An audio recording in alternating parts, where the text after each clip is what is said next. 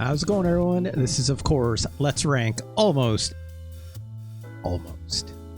Gotta do the brackets. I say it every time. Gotta do the brackets. Almost every Super Nintendo game. Part 73. What are numbers anymore, even? Just like Man News and Scoops. Hey, Man News and Scoops. Just like Man News and Scoops is saying, we're all just meters. Numbers.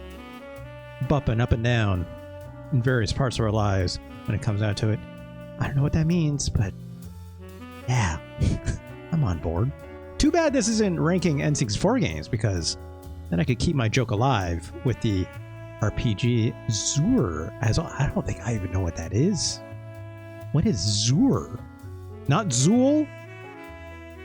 Is it like the spiritual successor, but as an RPG to Zool? If I'm not mistaken, there's a Zool 2 Magnificent Scoops. And it was only released on PC? I don't know. I know there's a Zool 2. It was only released on one console. It might have even been like, it wasn't like 3DO or something, was it? Zero the PC are very obscure.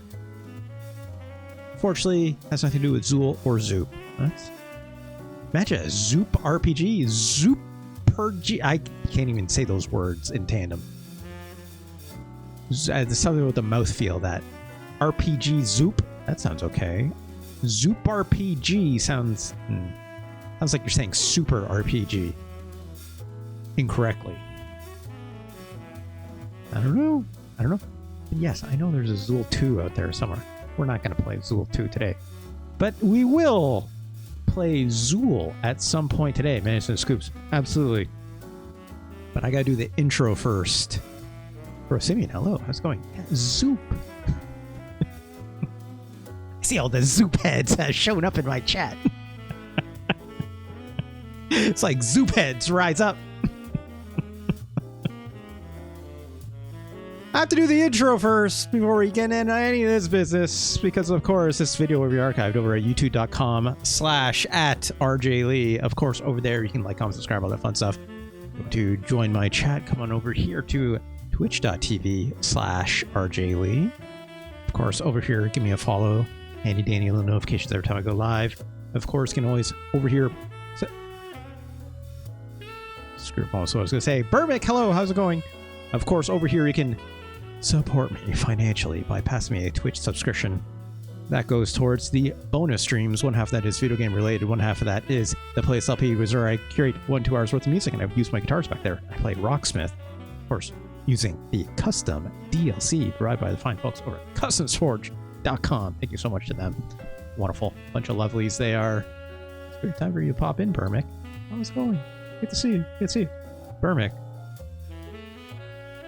I was perusing the Rocksmith catalog the other day on customsforge.com. I almost requested that Black Sabbath Supernauts custom DLC track that Siva put out. I was almost ready to commission that for you. It's like, it's like there was an old version up there. It was like super not quite it, and it was that song is also like difficult to chart, I'd imagine, because the bass is a little lost in the mix in the song, and so like trying to find a decent source for tabs and stuff, it's a lot of people injecting their own stuff rather than what's coming out of the track. I couldn't find an isolated track either without like paying money for it, which I was like, I don't need to do this right now. Let's worry about it. Maybe I can get some Burmick. It was Black Sabbath's Supernaut. An incredible track with an amazing bass riff, in my opinion. But then, literally during Daniel Wayne's stream, shout out to Daniel Wayne. I think Daniel Wayne is streaming right now. Yeah. It's like, I was like, what is this? Because I was looking for a song to request for Daniel Wayne's stream, and I was like, what is this? I'm like, oh, Black Sabbath's here, and it's Supernaut, and Siva took care of it. So I'm just like, wow. It's pretty good. Pretty decent. It's pretty good. There's also like a bunch more variations on that song that I found out there that were kind of interesting. There's like particular there's a particular version of the bass tab out there that's on Songster. It's one of the earlier kind of like SEO results for it, which is like quite significantly, not I should say quite significant. There's a lot more flavor on it in some slightly unnecessary but kind of cool ways. But I'm just like, that's neat. Yeah, Songster is usually like not always great, but like, you know, for a song that where it's like I'm trying to find like all sorts of like, it's literally like, I want to see what's out there. Give me all of it, right? Not just give me all of it, but like what sounds good, what's not so good, right? Are there parts you can combine? Is there any like kind of like Burmick? I'm guessing what you do is like look for live recordings of it to see what Geezer Butler was doing or like how people are interpreting it, yada yada yada, right? It's like if I can find some decent stuff out here, get Burmick commissioned up and see like, hey Burmick, what do you think about this? But then it's like, oh, Siva did it, and it's pretty good. So, yeah. But also RIP, obviously, to Ozzy Osbourne, which is why I was obviously looking for it. But I would imagine a lot of people are probably looking for Black Sabbath tracks. And a lot of those charts are probably a little old, but I know Siva's been on it. I know Emmy has also been doing some as well, but a lot of Emmy's tracks are much more. It's like it seems to be focusing much less on anything that Ozzy Osbourne did. It's all the like, you know, Dio era and later Black Sabbath stuff, which was underserved, right? So it makes sense. Makes sense, right? Anyways, I gotta finish my promo. Of course, bonus stream, yada yada yada. But of course, I'd be remiss if I did not mention also the wrong layout. Emmy just wants to do memes. Yeah. Also, yes. Someone's got to do it. Someone's got to do it.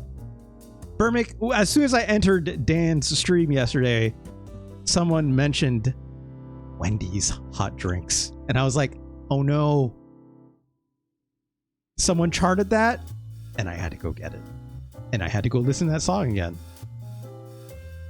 Because we live in a society. I guess. Anyways, aside from Twitch subscriptions, you can always pass me a tip and or donation, of course. There's links down below my Twitch panels. Click on Curyu's big old face there. You can see it goes directly to my personal Stream Islands page. And then from there, you can do a simple PayPal transaction. That's the most direct way to support me. Of course, if you pass me a $20 tip or 8 gift subs or 2,000 bits, you can suggest a Super Nintendo game for yourself, and I'll have to play it as soon as possible. Of course, that means during this Let's Rank almost every Super Nintendo game show. But of course, if I'm playing someone else's game, I will kindly ask you to gently put you in the queue, and I will play your game as soon as possible after. But again, as long as it's this show, so I'm not playing someone else's game, as long as it's at the very end of this show, I'll put you gently to the queue. Panther, how's it going? Panther says, do they have Guilty Gear Strive tracks on there? That's a great question. I wouldn't be surprised if someone has probably worked on that. The search can be a little bit goofy at times, but if I just type in Guilty Gear... Actually, no, I'll put the word Strive in. That's more of a unique word. Let's see what we get. I typed it in. I hit the search button. There is a lot. There is a lot, Panthera. Of course, it's all in real wacky tunings. I can do most of these. There's some drop D. There's like some C sharp drop B and E flat. Here's one. All kinds of good stuff. But yeah, there's a Naoki Hashimoto, I believe. I don't recognize any of these songs. I'm not a Guilty Gear Strive person, but I'm a fighting game sicko, so I can absolutely respect it. But one thing, with all the clips I've seen of Guilty Gear Strive, obviously, I'm like, hey, they sure do like this very Japanese styled metal music. It's very good. Or rock music. It's more rock music, I'm being honest. Yeah, there's a lot. There's a lot. There's a lot. Of course, Simeon says, I haven't looked up video game music. Actually, good question. Yeah. I mean, I've played a few. I've definitely in the past, I had some people request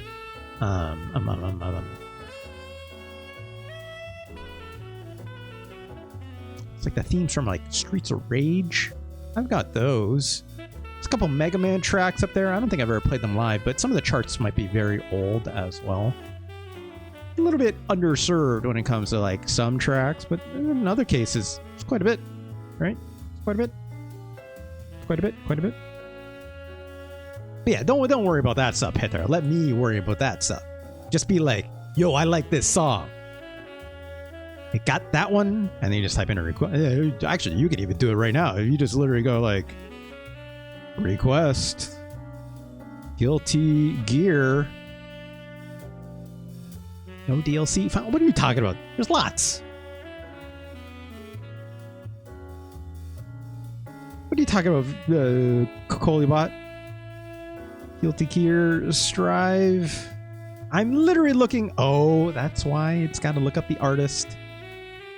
It's not pulling because the album name is Guilty Gear Strive, and that's not what the artist. If I typed in Pantera, I'm guessing you'd be like Daisuke Ishiwatari. You'd be like, yes. There you go. It's probably like, yeah. There you go. Or just Daisuke. There you go. I'm sure we'll find something. But that'll have to wait till tomorrow, obviously. Because today, we got to play some Super Nintendo games. One of which, again, shout outs. People will put in requests. Of course, one Retro Chris putting a big old request for me. We're going to play, as you can tell here in this little box, quite a monumental game, if you ask me. Monumental? We'll talk about it. We'll talk about it. But afterwards, we are indeed going to play a game for Magnus Scoops as well, who donated very donated very kindly as well. We're going to play Zool a little later. Hey, Retro Chris. Yeah. There they are. But yeah. Also, fully expect tomorrow for Rocksmith. I need an editor's note while we're talking about it anyways. I sure am going to play a whole lot of Black Sabbath tomorrow, right? So do expect that. That'll probably put off requests a little bit. I don't care. I got to play me some Black Sabbath. All the favorites will be there, obviously. But it's like my personal favorites. We'll go through a whole bunch of them, right? Stay tuned for that tomorrow. Anyways, let's play some video games, shall we? Finish the promo, I think. No, the only thing I didn't say was tinyworld.com/SNESrank. Go see this list for yourself. Of course, want to see every single game I've listed? It's there. It's just on my personal webpage. Of course, I keep it up to date as well as I can. Should be mostly up to date right now with every game we ever played. There's a handy dandy little YouTube link beside every single one of those games. Chapter arc to the YouTube archive of all of these shows that I've done. Even every time I've been disappointed in Donkey Kong Country, you want to go back and figure out every time I didn't even chapter mark all the times I did. But there's a lot. I hate to say it. Retro Chris, look, I know you like this game. I know a lot of people like this game. Also, I find it very funny. It's at number 64 of all things. Retro Chris, what are you doing?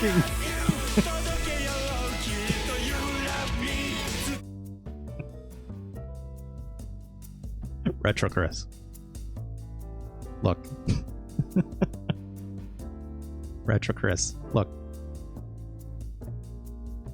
You can pay me this money. I'm not going to stop you.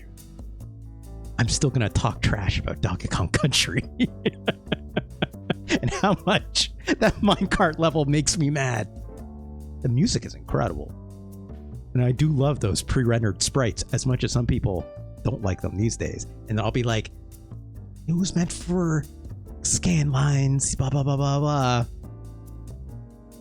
Oh my god, do I hate that level? Do I hate the overall level design? I hate the way the rolls work in that game. Yeah, just use the skip assist. Make it skip. It just doesn't work. Yes, Retro Chris. It's almost as if Rare was not actually that good at making video games sometimes. Yeah. Look, I like Donkey Kong. I love Donkey Kong. I love Donkey Kong. I love it so much that when I see Donkey Kong Country, it makes me sick. Retro Chris, thank you so much for a very kind donation. Good lord. I almost said I was speechless, but that's not true. I literally have words. I'm a person with a microphone right now saying words. Thank you so much, Retro Chris. We'll talk more, obviously, in Discord and whatnot. What kind of games you want to see? Well, you know, slowly over time, roll them out. The summer programming from Retro Chris continues as it shakes out. But today, we have at least 2 games that I need to look at. Maybe 3. Maybe 3. We'll see. We'll see. No 3rd game. I know, Retro Chris, we talked about it previously as well. We'll see how far we get. I get the feeling I may be playing Rock and Roll Racing for a bit. I get the feeling.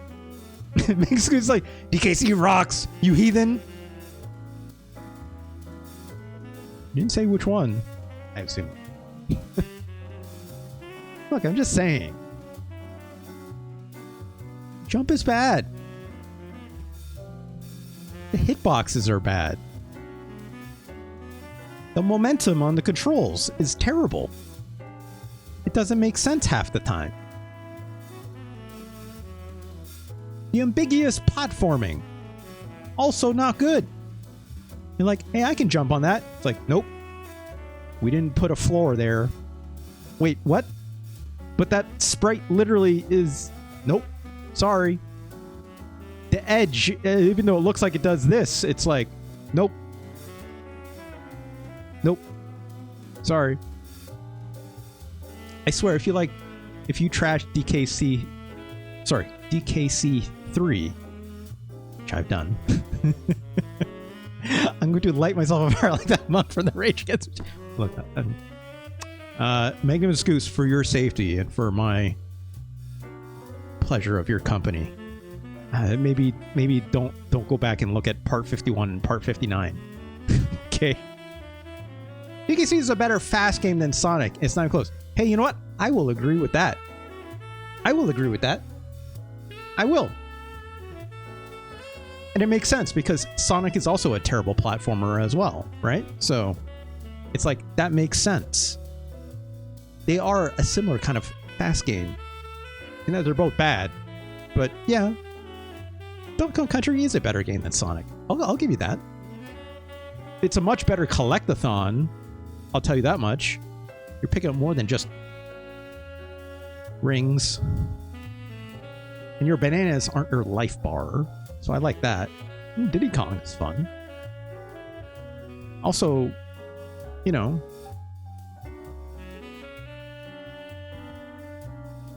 doesn't make me want to yell at the screen with how it feels. No, it does. Both games do that, if I'm being honest. One slightly less. But let's put it this way. I'd rather play that minecart level than I'd rather play a Sonic underwater level. Right? And then have to hear like the when you're like running out of air and gonna die, right? I'll take that. Take that. Retro says they like 2 better than 3. I wouldn't know. I never played it. I only played DKC 1 growing up. And then 3, nope, that's not a direct source. 3 we played because it got requested of me by one Dull Focus. Right. Anyway.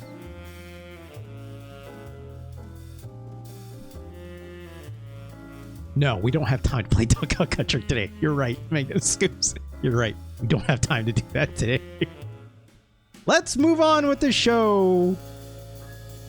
Do the real work that we set out to do today. Because we need to look at... Hold on. I'm trying to find it in my list. There it is. That music is unmistakable. That crunchy ass sound font.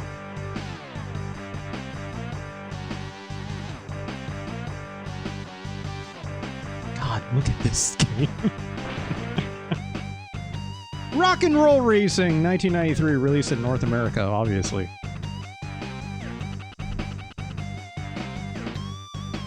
Bad to the bone. That's a pretty good rendition, right?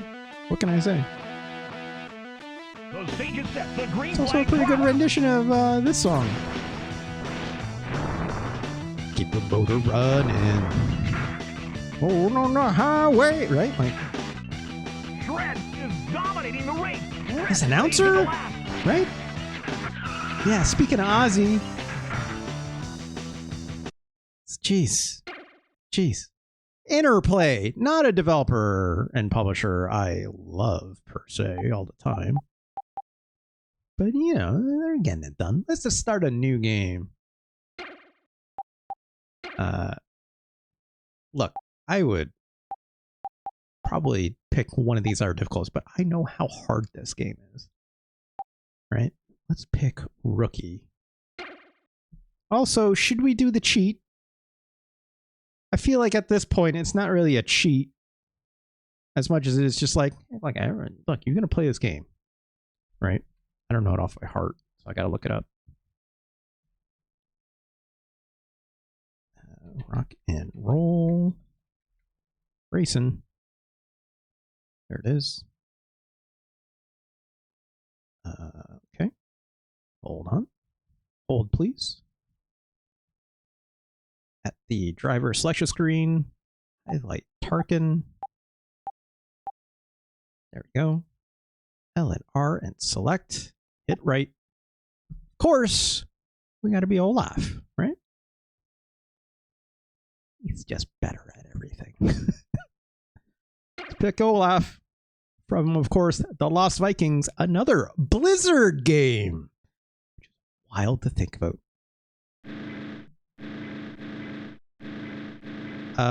You know, I never understood why you would pick this car over this car. You know? I always assumed this car is better than, like, this Marauder is better than the Dirt Devil. Right? And eventually you work your way up to buying the Airblade, and then I think the Hovercraft is after that, right? Be a cool yellow. I think it's pretty sharp. This green ain't bad, but you know. Alright, let's pick this one. Boop. Yeah, like those two other cars cost the same, so I never understood why you would pick one or the other. Of course, Rock and Roll Racing would not be, you know, incomplete without these very, very good, very, very good character illustrations, in my opinion. Art in this game is like embedded into my brain, you know? This big chin looking dude that you're racing against. This weird orc? It's like, what if Slimer had like orc horns out of his ears? That's what essentially this guy looks like, right? We don't have enough money to really buy anything else, so, you know, just showing it off, but essentially these are all your upgrades that you can eventually buy, right? This is just, look, this game is RC Pro-Am, right? Let's be honest.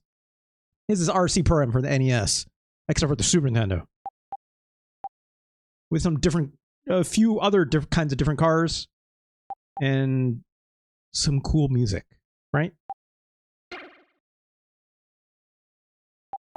I forgot, you know, obviously looking at the options here, music on, sound on, Larry on. It's the announcer's name, right? Also gave us a password because who knows what save games are? Who could say? I mean, whatever. Batteries were expensive. Battery pack saves were expensive back then, right? All right, let's play this game. Do I remember how to play this game? It's been a while, but I'm going to assume, you know, Let the carnage B begin. is the go button.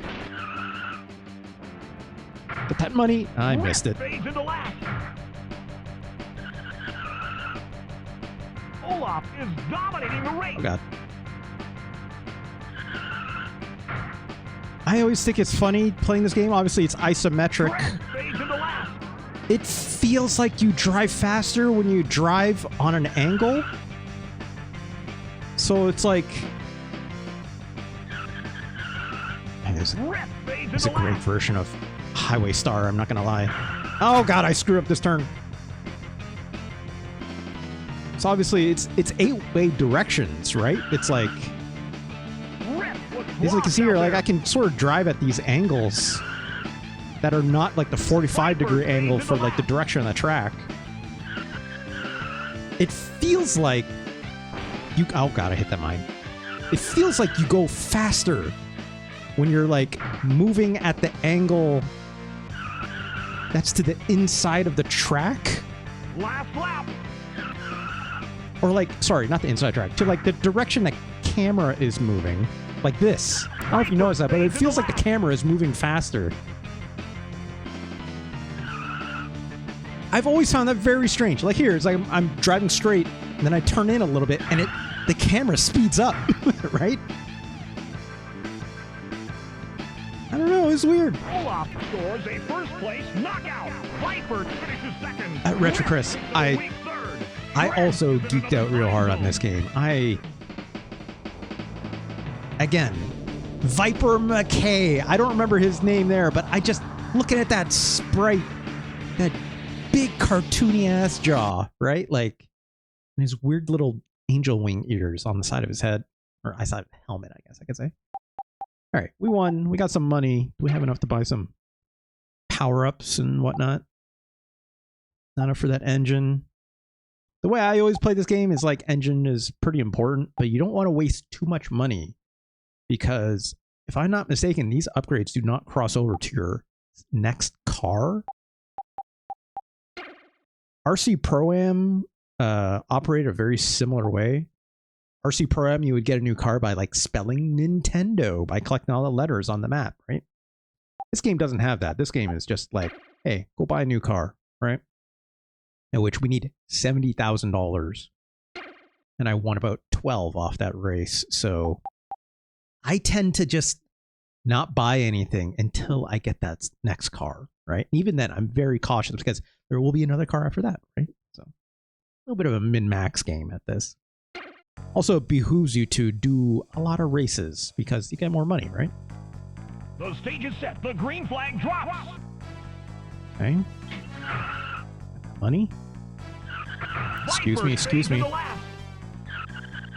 Obviously, we got a little map on the side. Helps out, and that person is just barging into me. So I just jumped that money. Oh, damn it. If I'm not mistaken, there is a jump button. Olaf is dominating the race. I just threw down some thumbtacks or whatever, some nails on the ground like this, which kind of screws up your turning a little bit. Don't focus, hello. You missed us talking about Donkey Kong Country. Specifically Donkey Kong Country 2, it seems. Oh god, I ran over my own tacks.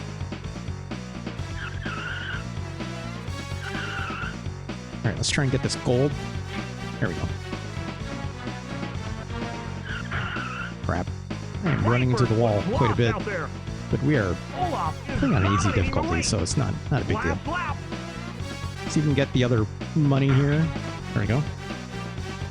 As well. Well, I don't need the health. It's fine. Here's the other thing about this game. Don't play like a real racing game. Right? Don't play this game like a real racing game. You don't... It's not really physics. Right? It's an arcade game. Try and like hit that inside corner. Like, you don't need to do that here. It's not that kind of a game. Shredded is another time zone. Larry. Who is Larry? I think Larry is like an actual guy, right? I think it's obviously got a voice actor, but I mean, if I'm not mistaken, is he an actual like Announcer. Rock and roll racing. Larry. Larry Huffman, the voice of rock and roll racing, is still active in the racing world and has recently been involved in announcing in commercials. This was last posted in 2020. That's fun. That's fun. I love it. Shout out to Larry Huffman, I guess. It's like the most quintessential, I guess, like racing man voice I've ever heard. I guess. Yeah, let's keep racing. Retro says originally Silicon and Synapse. Synapse or Synapse? Probably Synapse. It's probably how you say that. Want to use songs by ZZ Top, but the fee was too high. Instead, enlisted a company that provided low-cost licensed music in public settings. That's just smart. Although, I guess that company probably didn't know what video games were, right? Retro Chris. It's like, oh, it's a public setting. It's the same thing. It's a public video game. I know it's a commercial product. Come on. That sounds maybe contractually not accurate. Right, Retro Chris? Also, I can't remember if there's like a speed boost out the gate in this game. I'm trying to do it, but it doesn't quite work. So jams into first. Out of my way. Viper is about to blow. Viper's about to blow. I love it. I love it. Oh, I missed the money. It's fine. Oh, I missed the money. Okay. Gotta go inside then outside. Olaf is dominating the race. Or outside then inside. No, other way around. I think it was outside then inside. Fred was lost out there. Outside? Yes. And then inside. There we go. Good, good, good. And a little bit on the left here. Oh, well, someone else got it. That's okay. Rip fades into last. Oh, God. I was trying to read chat at the same time I was racing. I'm too busy rocking and a-rolling to read chat. Yeah, give me that armor power-up, even though it's health. It's got a little medkit sign on it, right? Olaf is dominating the Wanna race. be wild. This music is so good, y'all. But it's like quintessentially like when I think about how the Super Nintendo sounds, right? In terms of its like sound font, the way it can emulate music. Wow, the like boss enemy in this game, the guy with the Viper McKay, he didn't even place. He just blew him right out of the water. I mean, even Breaking the Law from Judas Priest is on here. Yeah. Why not, Retro Chris? Why not? Yeah, this song could be anything. Who could say? Who could say? I'm not a narc, you know? $40,000. No, we're not buying anything. We're blowing them out of the water, just like Larry says. Wait till we get 70 grand, right? When your competition is a console whose sound chip sounds like electric farts, it's not hard to shine. Mega Scoops, look. I like the way the Sega Genesis sounds too. I do. That Yamaha chip, it's incredible. It has very specific application. But also, I know this game sounds really good, and like this game is also obviously on the Sega Genesis, right? People will. It's a hyper specific application. The green flag drop. And like this game sounds good on there too, right? Excuse me. Rip fades into last. Oh, I just ran over that mine. Is dominating the race. Where's the money? Just give me the money. Just want the money. Oh, I missed one. That's okay. Okay, inside there. Olaf powers up. Viper fades into last. See on the next lap. But yeah, like some people will be like, "Oh, this game sounds better on the Sega Genesis because it's rock music and it's like blasting guitars and blah blah blah blah." I'm like, sure, I get it. But like, Viper fades into last. people who like think this sounds bad are just fanboys, right? I'm like, that's fine. You can think what you want, Dominating the right? race. I ain't gonna judge you. I'll laugh at you a little bit, but Lost out there. whatever, right? But you're right, Manual Scoops. If I had to Last lap. If I had to say, like, which game sounds better as a broad statement, right? It's like the Super Nintendo was capable of doing more. It doesn't mean it made it sound better. But the Super Nintendo was capable of doing more. That's why I liked it more, right? Whereas the Sega Genesis was a little more one note. But what it did sounded really good, right? Viper finishes second. Rip the weak third. Shred is in another time zone. Shred is in another time zone. God, Larry. DKC sounds better than this game, though. Dull Focus. I actually don't remember what DKC3 sounds like, even though we ranked it. I'm sure I made some commentary about it. Burmick says we really need to rank F-Zero. Burmick, what if I told you F-Zero is the 13th greatest Super Nintendo game of all time? IMO. It's pretty good. It's pretty good. Sounds incredible. Only one way to find out. Dull Focus, you missed it, but I talked about this. Burmick, don't worry about it. It's okay. It's very good. And even then, one of the first things I did when I played F-Zero was look at that and be like, fuck, this game sounds so good, y'all. The music is so incredible. That and like hearing Big Blue for the first time and just having my mind blown, right? This is Computer. How's it going? Was that a health pack with a red cross on a white background? I didn't know Rock and Roll Racing violates the Geneva. I literally was this is Computer. I was literally just saying that a moment before you came in. I'm just like, that's not a health kit. It's an armor kit. Armor.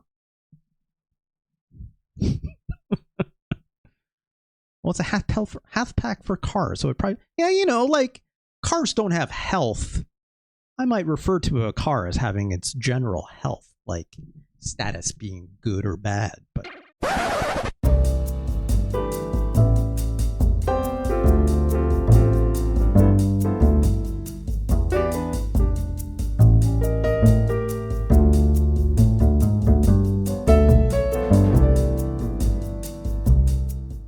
that's why they like removed it out of Quake.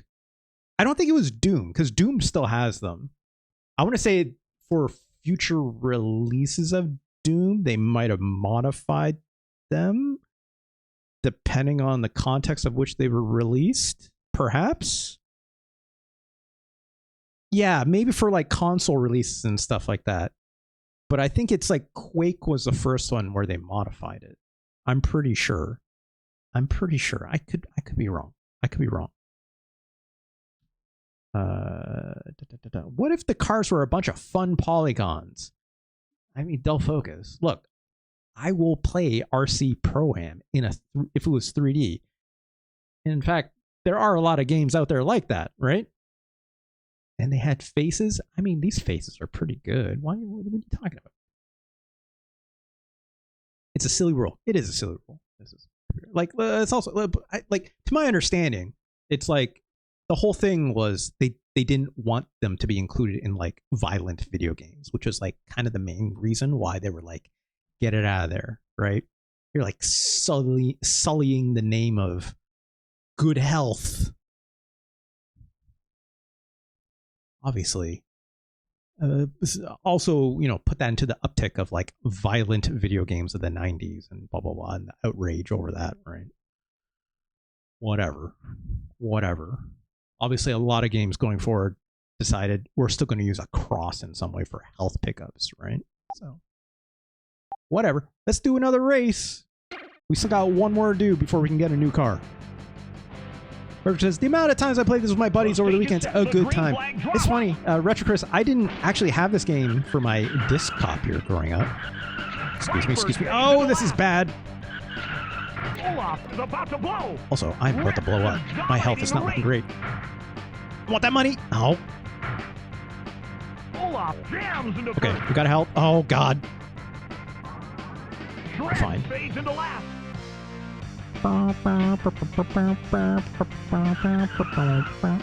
God, it's good! This music is good!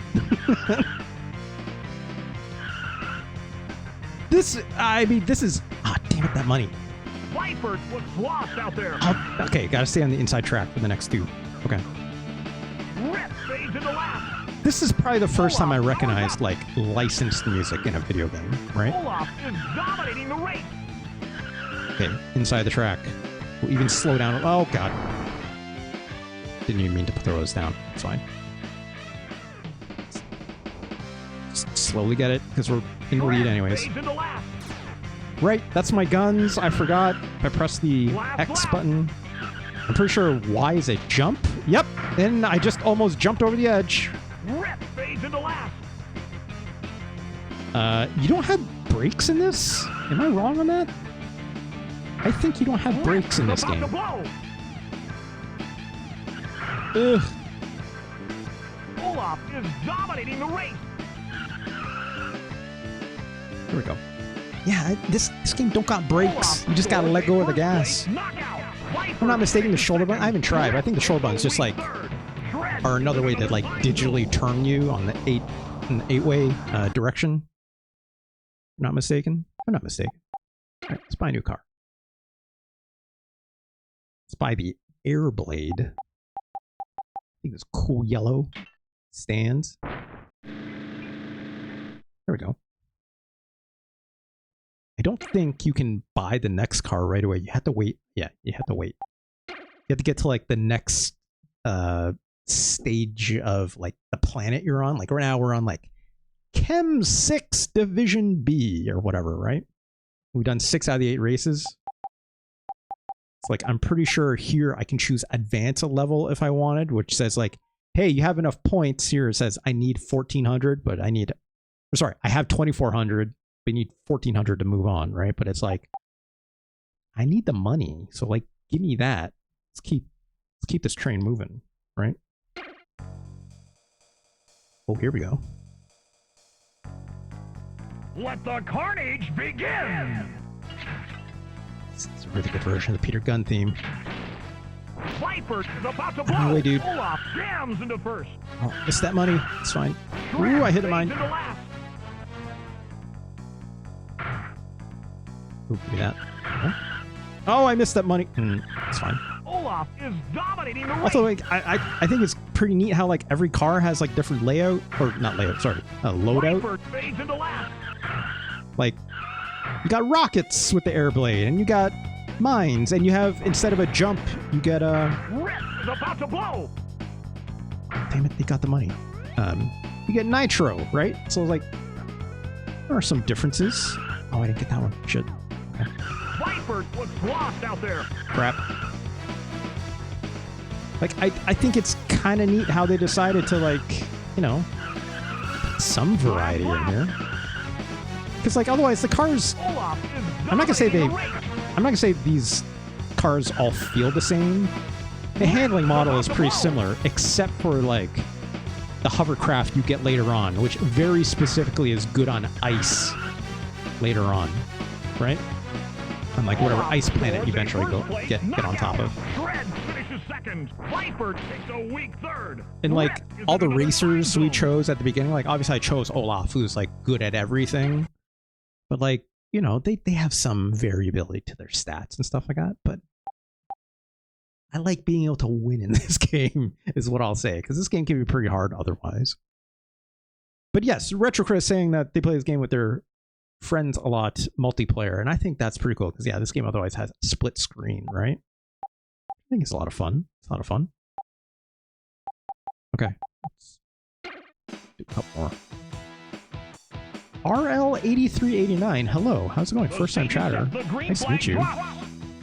Let's see here. We are currently looking at RC Pro-Am. Trying to chill. Just trying to chill and play. Oh, yeah, that's all good. Glad to have you. If you're lurking, or if you want to hang out and chat, good to have you as well, you know? I'm also just trying to chill with this very good Super Nintendo game. Oh, how'd I miss that money? What the heck? Shred fades into last.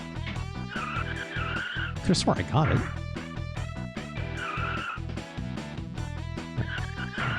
Maybe it'll still be there in our third pass. Viper fades into last. But yeah, this car is obviously like a lot faster than my old one as well. Olaf is dominating the So race. like, you know, you do have to throw it into the corner a little bit, right? Rip fades But it's into not last. real racing physics, right? It's like you don't have to like, Last lap.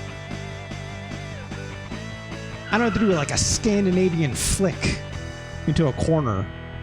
Rip fades into It last. just helps to give yourself a little bit of room when you know you're gonna slide, right?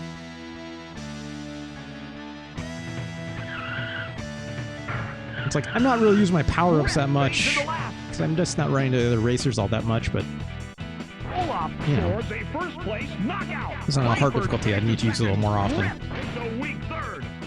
Del Focus says, maybe this game even flick on stream. It's against TOS. I will not play a rally racing game if that's the case. Poison in advance. We have enough. Captain Braddock, what are you saying here? The season's over with. So you think you're ready to race division? Also, this guy is just Snake Plissken. I did not. That's just Snake Plissken. I did not realize that at the time. Wait, why didn't it let me progress? What the fuck? Hold on. Oh no, we're in Division A. Okay, I see. Got it. So we're doing fine. Let's see if we can buy some stuff. I think it's kind of the only thing that I don't like about Rocket Racing that always kind of stuck with me is you can't pick up like extra guns or extra ammo or like extra nitrous on the track. The only thing you can pick up really is like health or armor, as it calls it, and like money, which is fine. It's good to pick those things up, but like it'd be nice if you like pick up some other kinds of power-ups, you know? In this case, they're kind of like, you just gotta buy more of it, which is fine. I think it changes on difficulty. Wait, really? Retrotris, when you say it changes on difficulty, what do you specifically mean? You mean like you can pick up more ammo or you can pick up like other kind of power-ups?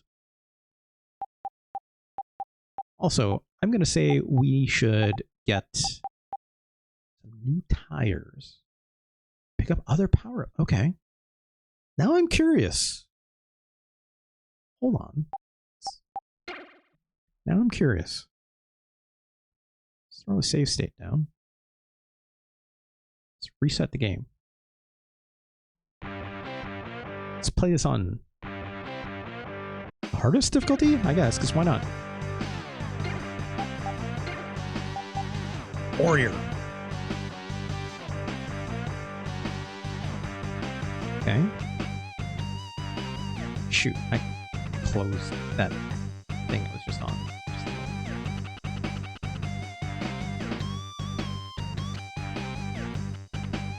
Why not have it all of a sudden?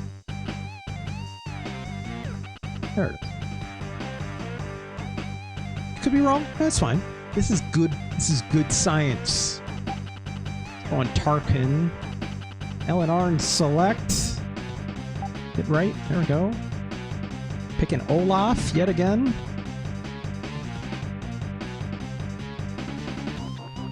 I'm waiting for this one, so let's take a look.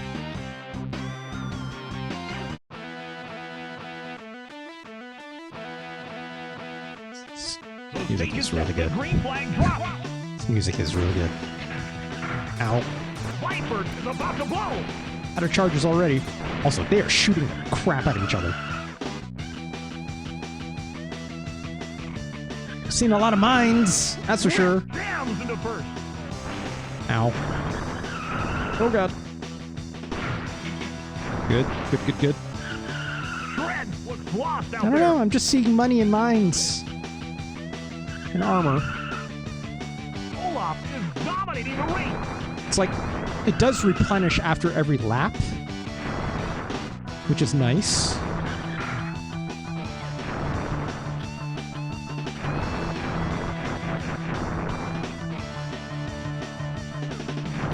that might be it. You know? Oh god. Oh god. Oh god.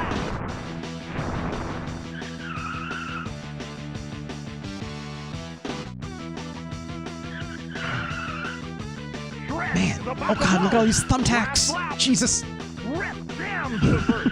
Thumbtacks. They're spikes. What am I saying? Shred was lost out there. Stop it. Stop it. Olaf jams into first. Oh, this guy's a little bit faster than me, it seems. Oh god. Oh god. Woo. Olaf scores That certainly made the race closer. The weak third. If I'm not mistaken, if you blow up the other racers, they don't they do keep racing, right? I think it's the same for you, I think. Obviously, it puts you behind by quite a bit. Yeah, I don't know. I guess not, Reg Chris. I was hoping it, you know, I was hoping what you said would have been true. Does hitting down put on the brakes? These are tank controller. Actually, you know what? I didn't try that. Let's go back to my other save state. Let's try. Yeah, it's like, obviously for controls, like I'm hitting left and right to turn, because yeah, it's tank controls, you're right. And it's like, oh, come on. Oh yeah, look at that. Down is brakes. I never knew that. I never tried that. Does up do anything? Up doesn't seem to do much. Lost out there. Oh god. I'm like trying to like brake and go into a turn at the same time. It's like, Olaf is dominating. it's not how you play this game, right? It's like, it seems like when I'm sliding, you don't really want to like hit the brakes anyways. Yeah, you just throw your ass sideways and go for it, right? That's how I play this game. And like sometimes you might buy some tires or something to mitigate, like, you know, having too much slide. Otherwise, you know, just put a little more oversteer in it and you're fine, right? You know, again, you don't need to put a lot of racing physics thought into this game. If you come into a turn a little wide, you know, then yeah, then you're good. Come a little wide, look at when the turn is coming up on the map, right? Turn accordingly. That's it. This game still feels good, I'll tell you what. Olaf scores a first place knockout. I will continue to say there's a few things I do not like in this game, right? In another time zone. Like vibes all the way perfect, you know? Like, it's filling the gap for a kind of racing game that I don't think you really got a lot in the N64, the Super Nintendo era. What does that password do, Retro Chris? You want to tell me what it does first? Does it like go like the last world or something like that with a bunch of power-ups and stuff? The stage is set. The green Glitches? What kind of glitches are we talking about? Fade to the left. Yeah, give me that money. Give me that money. Give me that money. Olaf is dominating the race. Oh god. I'll put it in a bit. Just give me a sec. What was I saying? Olaf powers up. Right, things I don't like about this game. Right? I wish this game looked a little smoother. Right? The frame rate is fine, don't get me wrong. I do wish this game ran at like a smoother frame rate. It's an extremely small nitpick, but like the only reason I ask for that is because I think about how smooth and how fast RC Pro-Am ran, right? RC Pro-Am ran so fucking fast. I know, different developer, blah, blah, blah, blah.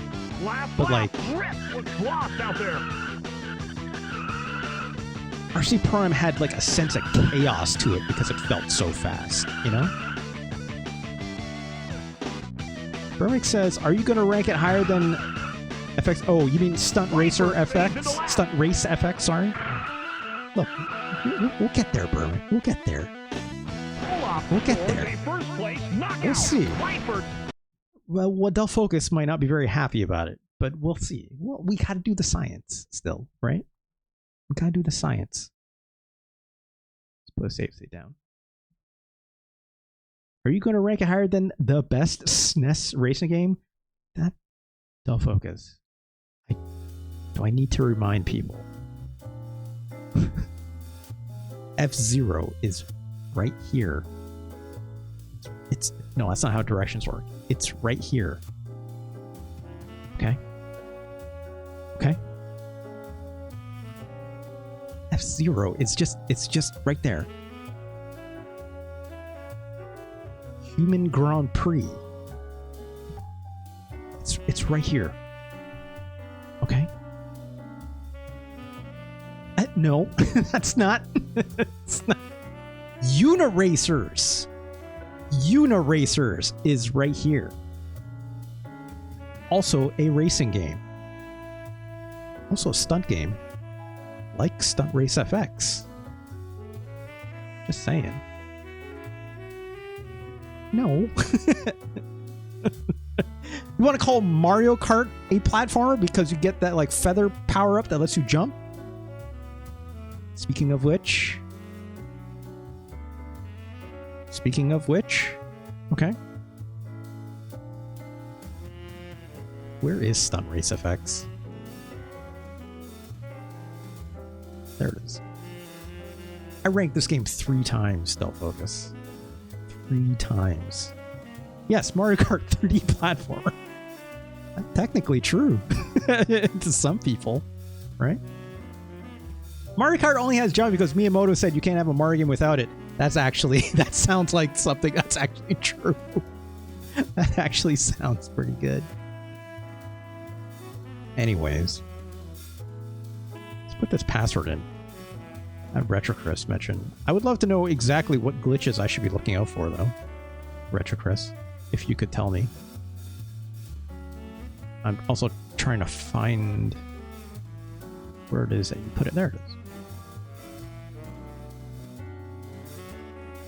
Let us set the game. You will know when they arrive. Okay, well, we'll see. 1 player, I assume.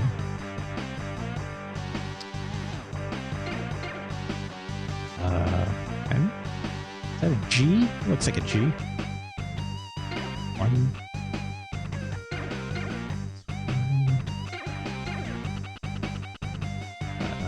9.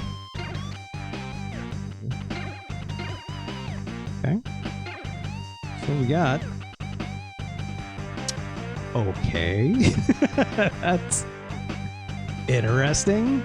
The money just says question mark. Rock and Roll Racing hot coffee mode. God, I hope not. Why isn't there an A? Probably because it looks like another character? I don't know. I mean, let's try to buy some stuff. Yeah, this is all the best. It doesn't give you everything. It didn't give me these. Oh, yeah. Okay, I can see that Hex is having a good time up there.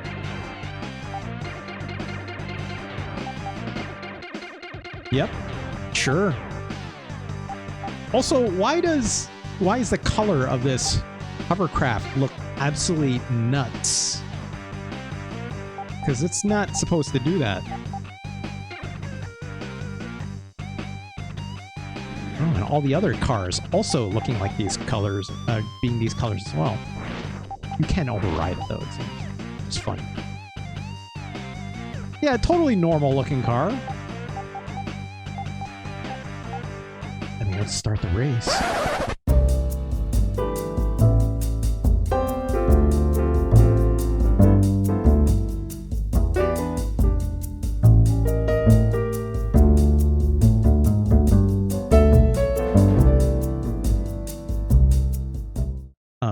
What was I saying? Okay, so like, this game becomes really hard to play when you're driving way too fast. Just because like, the camera is like way too zoomed in. But like, obviously, I like the fact that the sprites are nice and big. They're super colorful.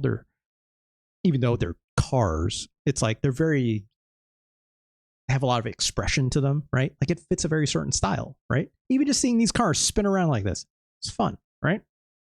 But like you drive a lot faster and then you can see the corners coming unless you're always just looking at the map in the corner. And then at that point, it's like you're not so much looking at the racing that's happening. You're kind of just looking at the map, right? RC Prime also suffers from this eventually too. Also with the added fact that it moves so quickly. But part of that is like makes it chaotic. That can be fun.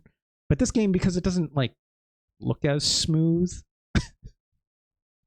Don't focus. Because it doesn't look quite as smooth. It doesn't give you the same sensation, right?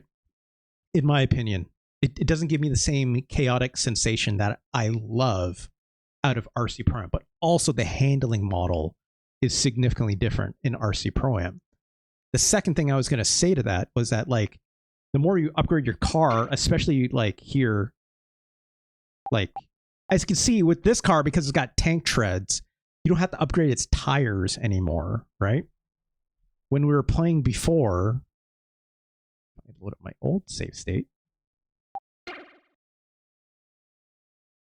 Like, you can still upgrade your tires.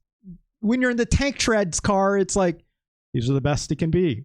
And it feels like you're driving a tank because the car doesn't slide anymore, right? I like that you got to whip your car into the corner, like this is computer said, right? Got to whip that ass right into that corner and just give it as much speed as you can. It's fun to do that. That's also why I also like the way RC Pro-Am handles. It's like it feels chaotic, right? It's got like a sense of speed and a sense of looseness to the fun, right? When you get to like that tank car, it's kind of like it removes all of that. And it doesn't feel great to play anymore. It's like, you know, why Mario Kart is fun, because you want to like drift those corners, right? Like that's what makes those arcade games feel incredible. It's like when you're playing Super Sprint in the arcades, if you're old like me and remember, right? You just want to whip that turn as hard as you can, right, with that steering wheel, right? That you have to turn way too much to make a simple turn, but it's fun to do. And you just hold down the accelerator and that's the game, right? Del Focus saying, Stunt Race FX never suffers from this. Well, I don't need to rank it a third time for us to double check on that. That's what I'll say, Del Focus. Also, I just realized a drawstring in my hoodie. It's all whack. Hold on. Ugh. Anyways. No, unless we're not looking at Stunt Race FX again today. We have already enough games to look at today. So, Retros, first off, thanks for showing me that glitch. That looks wild. I've never seen that. But also, that's why I don't like playing as like the cars that are like too good in this game. I feel like, you know, once you get the hovercraft, that's when I'm like, I don't know if I love how this game feels to play anymore, right? A hovercraft gets a pass because it's like you get to those ice stages and it's kind of neat, but it's also like not my favorite thing to do there, right? What's up, Mega? Are you calling me Megamind? Is that like an insult to like my forehead or something? Local guy on the internet. Hello, how's it going? First time chatter. This is Rock and Roll Racing for the Super Nintendo. Thanks for joining me. Let's buy some upgrades, right? Let's buy. I don't know why you need grasshoppers on this car. It's like, let's buy an engine upgrade and some armor. Is that the green thing from Ghostbusters? I also made this comment earlier. Yes, this this monster definitely looks like Slimer a little bit, but has like little horns, right? Oh, I don't have money. That's fine. I'll buy missiles on the next time around. It is just Slimer with horns. I know. I just realized this now too today. Made from, you know, who knows what. Yeah. Just like this music. I can't say where it came from. Let the carnage begin! You know, like just like Retro Chris said, some company. To the left. Get out of my way, dude. Come on. Oh my god. Some company that was, you know, responsible for public music for public places was like, here you go, take this. You know? Is this a good game? I never played it. Well, guy on the internet, I'd say it's pretty damn good. Well, guy on the internet, here's what I'll also ask you. Have you played many Super Nintendo games before? Or is the Super Nintendo maybe a little past your time, perhaps? Or... I mean, I would call this game a retro game, obviously, right? You had a Sega Genesis. Ah, there we go. If I'm not mistaken, this game was also on the Sega Genesis. Oh, God. I just want the money. I just want the money. Excuse me. 32 years ago. Oh, my God. They'll focus. Excuse me while my bones turn to dust when I look up what consoles Rock and Roll Racing came out on. Yeah, PS3 tech. It's like, I think, as they generally say as a rule, anything older than 10 years, right? Which, okay, I guess. Wait, did Rock and Roll Racing not come on Sega Genesis? I could have sworn it did. Yeah, it did. Okay, it did. Rock and Roll Racing. Super Nintendo, Mega Drive, Sega Genesis, Game Boy Advance. I didn't know that, actually. I wonder what the Game Boy Advance version is like. Also, there is a definitive version for Windows, Nintendo Switch, PlayStation 4, and Xbox One. I never knew that. I never knew that. It's neat. Okay, sorry. Super Mario Brothers 40th anniversary this year. Is that right? Like for the NES? Is that what you're talking about? 1985, yeah. That sounds about right. Well, enjoy the next couple years, because I think console gaming is almost toast. That's actually... yeah. It's in a weird spot. It's definitely in a weird spot.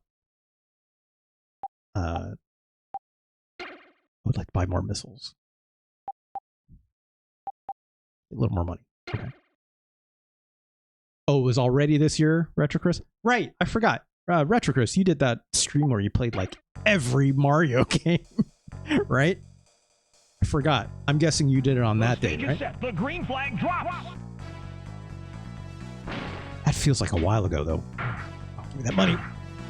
Rep fades into last. But yeah, is this game still good? Olaf is dominating the race. I'd say it's all right. But is this game good if you had like... fades into last. You didn't have any nostalgia for the 16-bit era of video games, right? I don't know. That's actually a much harder calculus. Shred fades into last. Again, a lot of the reasons that I mentioned already, right? Like, why would you play this game Viper fades into last. when so many of these kinds of like... Oh God, I missed that money. Hold on. There we go. Like, so many other kinds of games have taken on this style of racing. Of arcade racing, specifically. Last lap. This game is still absolutely fun for what it is. I'm not going to deny that, obviously. I just think a lot of things have taken it to better places, right? Based on a lot of things I just said. Yeah, like Burmick, the camera being zoomed in as much as it is. The handling model being okay, serviceable, until you get cars that are too fast or cars that are handle. By that I mean they don't slide as much anymore. It takes away some of that fun, right? Like, I still like the car combat in this game. I think it's just right. I still wish you could pick up some more stuff on the track, but I'm not going to complain too hard about that. I like older games I never played before, so I can't chalk it up to nostalgia. That's fair. That's fair. I understand where that comes from. I think the big thing is like, let the carnage begin. it's like not even like appreciation under those terms, right? It's like I play a lot of these games because I played them before, right? I love being able to discover Super Nintendo games that I've never played before. And at that point, I'm playing it more in terms of like an exploration capacity, right? Which is half the reason why I do those streams. But like, you know, I'm not a video game historian per se, right? It's not the point of why I'm doing this series either. I like being able to talk about these games artistically and stuff for sure. But like, it's all deeply personal, right? And at that point, that is nostalgia. Olaf is dominating the race. But I think people who have been here before know that I have no problem saying if a game is good or bad. My general thoughts on it, right? Or at least I would like to believe that when I talk about old video games, Rip was lost out there. I know how to contextually put myself in a place of understanding when something is nostalgia and or also what its flaws are even amongst that, right? And sometimes, you know, even if that nostalgia is a good thing or a bad thing, you know, it's fine. I played Half-Life 2 for the first time 20 years after it came out. No nostalgia at all. Love it. Yeah, Half-Life 2 is a very good video game as it shakes out. Also incredibly influential. You can't take that away from it, for sure, right? Also, hey, it's Kaon. I missed your message earlier. Good to see you. Thank you for joining. Streaming this for like 6 straight hours back in the day. Good work. That's a long time. El Pollo, hello, how's it going? What's up? Whoa, SNES, let's go. Hey, look, that's what we're here to do, El Pollo, right? That is literally the whole point of this. How long have I been playing this game for? What's my uptime look like? I think y'all get the point. About an hour. Okay, let's come back to the full camera. Also, let me fix my lighting situation really quick. Literally, like time of day, and see it changing through my window, right?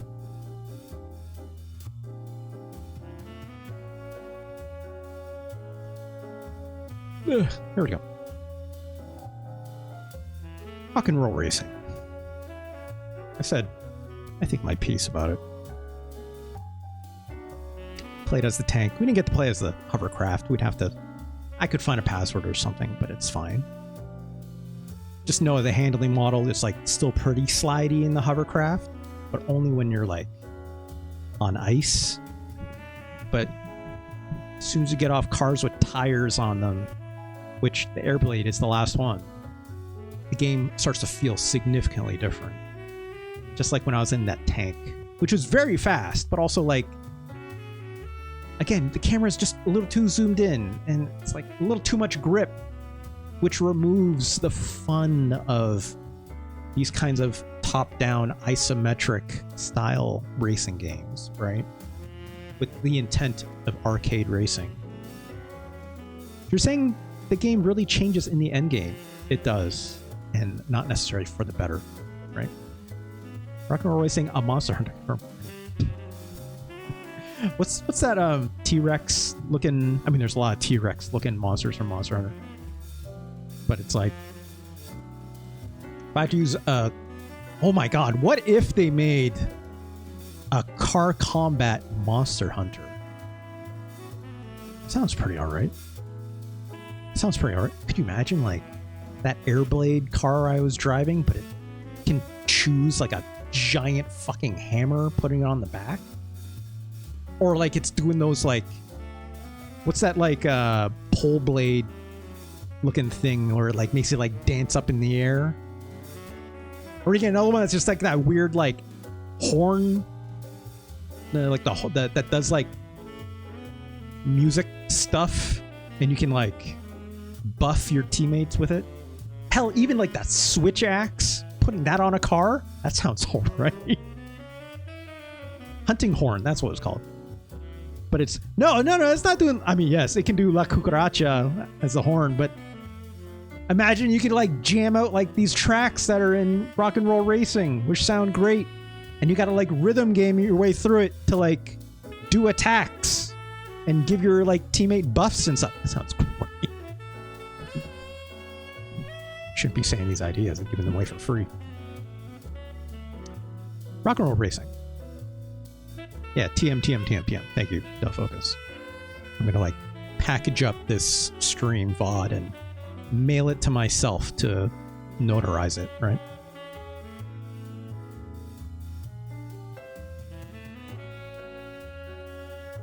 This game is pretty good. Rock and Roll Racing is pretty good. Sounds incredible still, in my opinion. I'm gonna look it up really quick. Hold on.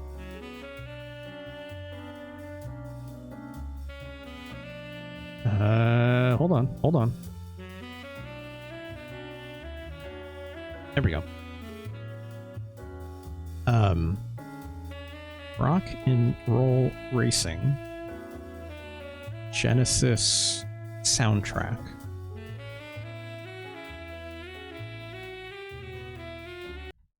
I'm curious what some of these sound like using the Genesis sound chip. I can hear it in my head.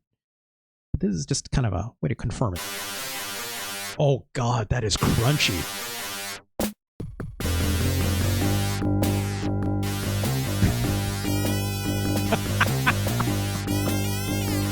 Oh wow!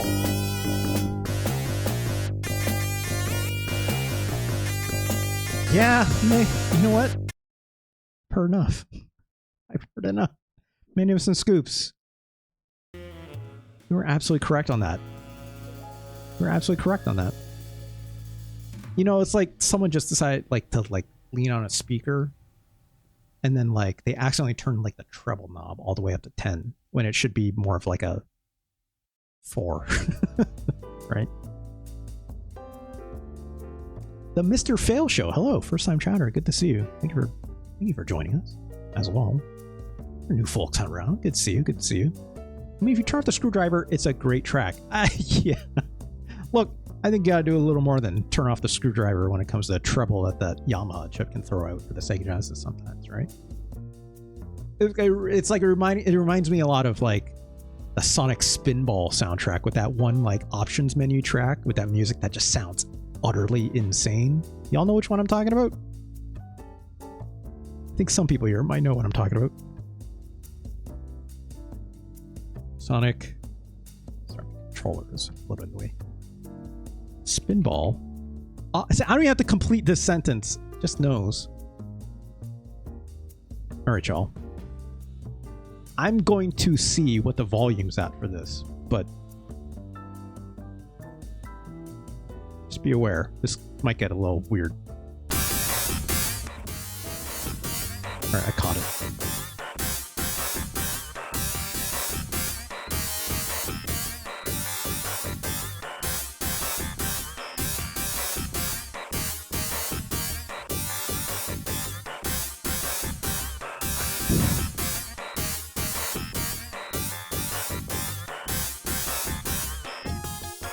Oh.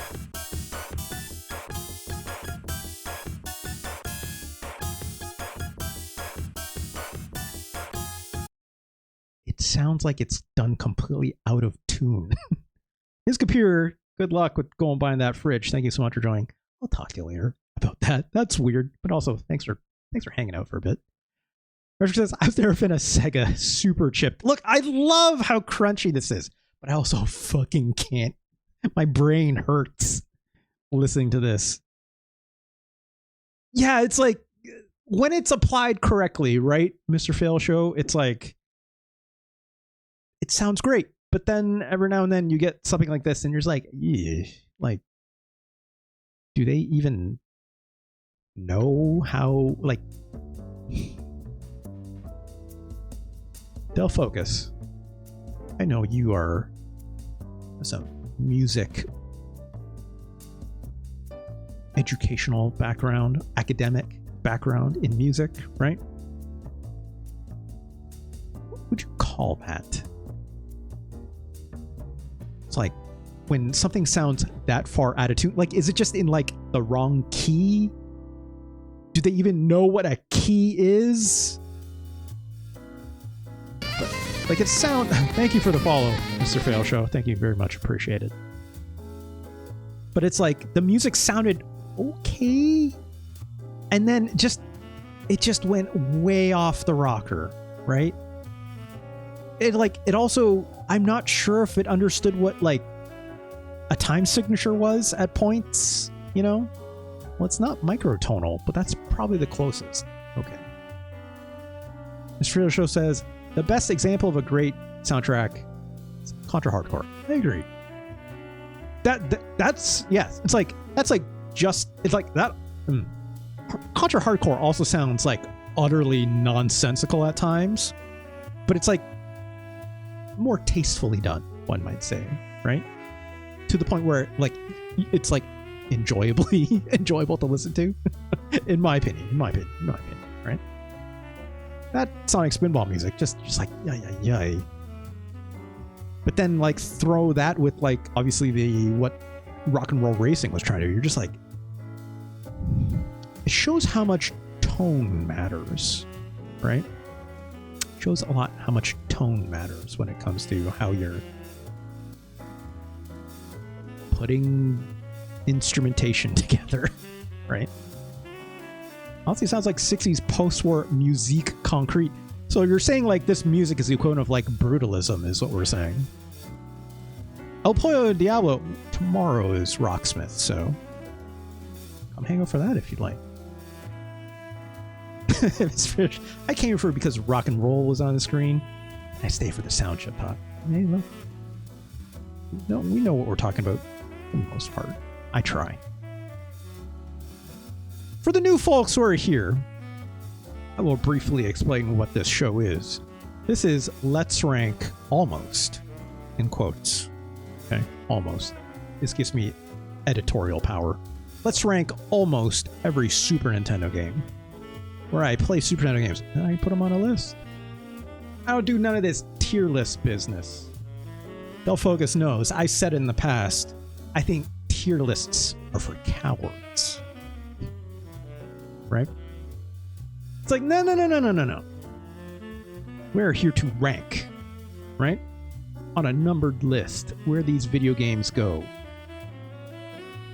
And yeah, I think Rock and Roll Racing for the Super Nintendo is pretty good. Yeah, sometimes there's a lot of food talk in here because what can I say? Now C grade is 50-59. It's more like a D, in my opinion, where I grew up. What about ordered tier list? Is that sort of same? Kinda make no excuse. But oh wow, it's raining really hard all of a sudden. But also like,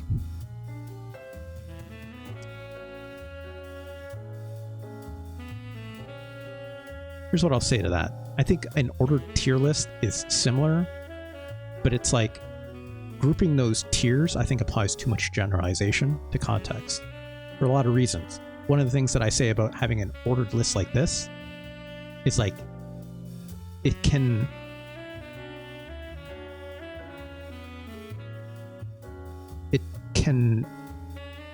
misrepresent what sections of a list actually interpret.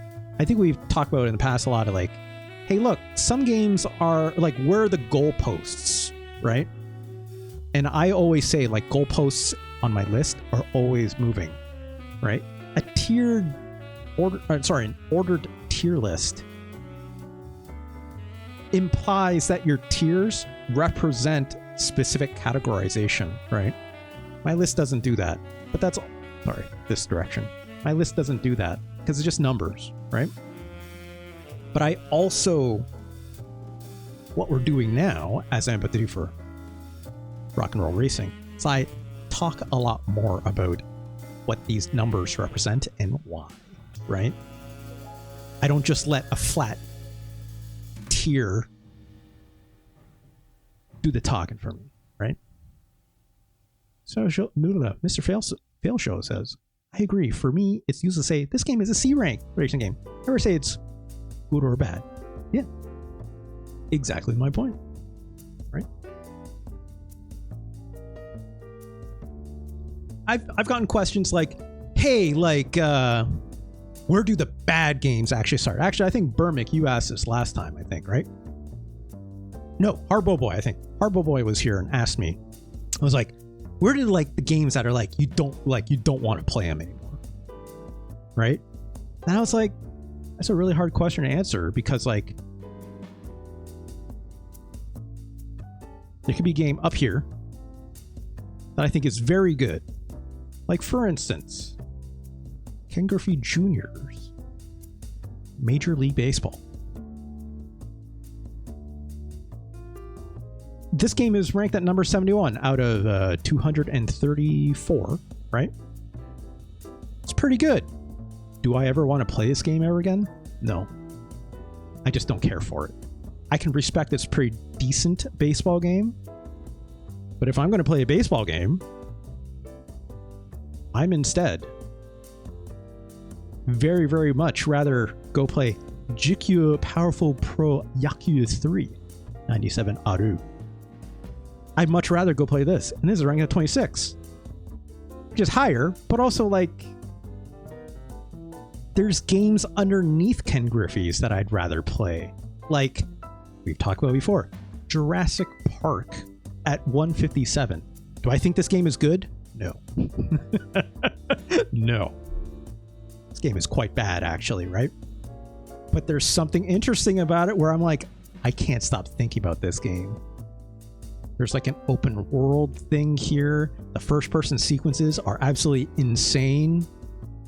I want to play more of this just because it's so brazenly trying to do something way more than what they than what's even conceptually trying to throw out there, right?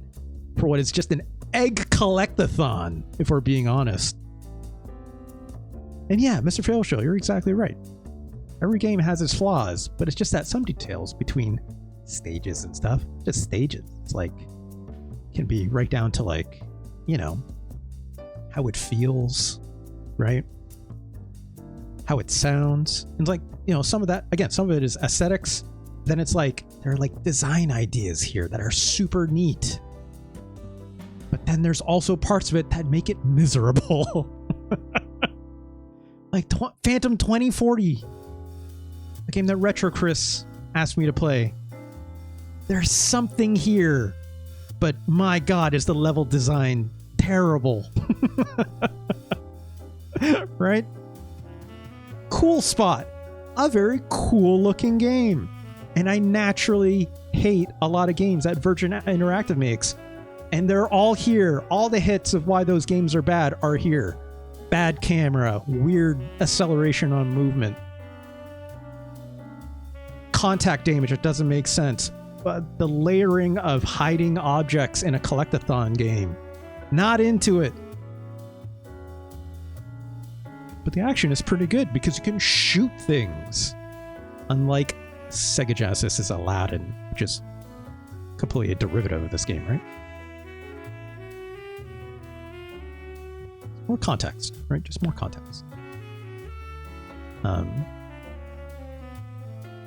Scan says, due to a rights issue with the band who wrote the Sonic 1 music, the songs had to be removed and replaced in 2 hours before the game went gold. Sonic 1? I didn't know that. I thought you were talking about Spinball all of a sudden. What is life if not an egg collection? Well, or collectathon. They'll focus. I don't know what you're doing in your spare time. But no. Water stage at the time were just hell. Yeah. I mean, they still are, right? They still are, Mr. Fail Show. Arguably so. Anyways, let's rank this game, right? Rock and Roll Racing. Where does it go on the list? Let's start closer to the bottom, shall we say. Look, I think it's pretty clear.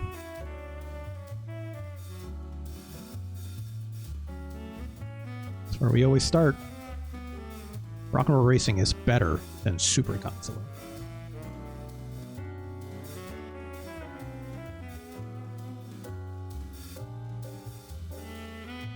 I see what you're saying now. It's canon. Okay. That makes sense. It doesn't make sense why they didn't tune their guitars when they were playing that options music, but okay. Look! Super Godzilla's a bad game. Okay. I also think Rock and Roll Racing is better than Weapon Lord. It's better than Kido Butoden G Gundam. It's better than all these versions of Jeopardy, even the sports edition. It's better than Spider-Man and X-Men and Arcade's Revenge, although that music in that game is really good. Really good. It's better than Run Saber.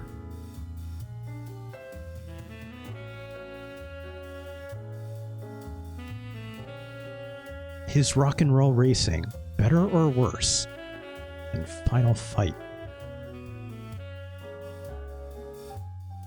I know what the new folks are wondering. Why is Final Fight so low out of 234 games so far? Let me tell you, I have done the science, okay? There has been many a times where I've tried to find justice for Final Fight. We have to know this is not the ideal version of Final Fight to play. Okay? Nerflare, how's it going? Good to see you. Also, what? Spinal Tap sequel? I'll look that up later. Good lord. It's not a good version. It's not a good version of Final Fight. It's just not. Good for the Super Nintendo? It's not bad. It's not quite what you're looking for, right? Rock and Roll Racing is better than Final Fight. Rock and Roll Racing is better than Super Bowling. It's better than Secret of Evermore. Is Rock and Roll Racing better than Super Smash TV? Super Smash TV is pretty good on the Super Nintendo, not gonna lie. Is it better than Stone Protectors?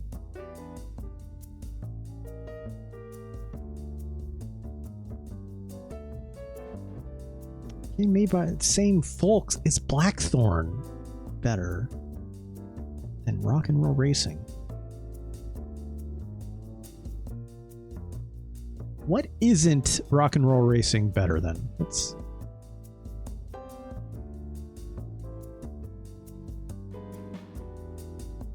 Is Rock and Roll Racing better or worse than Super Mario Kart?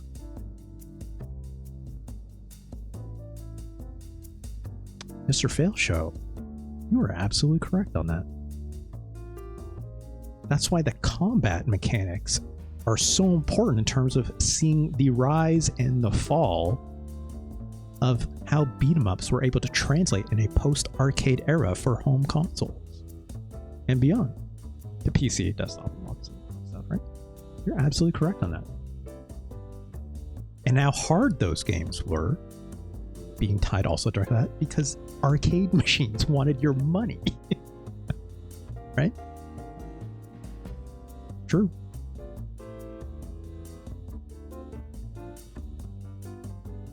Here's what I'll say. I don't think Rock and Roll Racing is not better than TMNT Turtles in Time, which basically keeps this game from being in the top 30-ish, we'll say for now. Hey Fonk, how's it going? Isn't Rock and Roll Racing just some middies and a basic car game? Well, that's why we're doing the science, Fonk. I think Star Fox is a better game than Rock and Roll Racing. I think Harvest Moon is a better game than Rock and Roll Racing.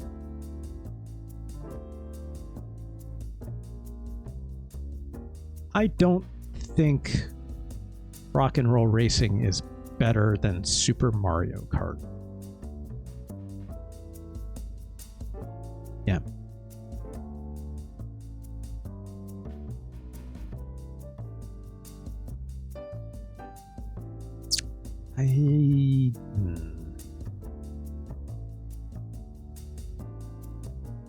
Pocky and Rocky is really good, y'all.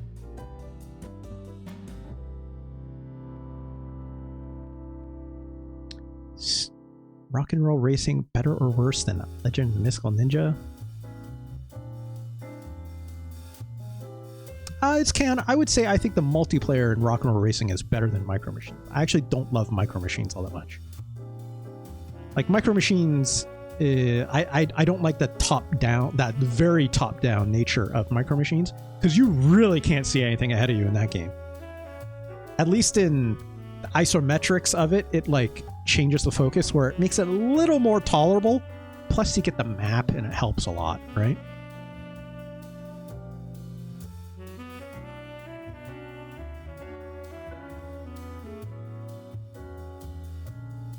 I don't think Rock and Roll Racing is better than Legend of the Mystical Ninja. I don't think it's better than Breath of Fire 2.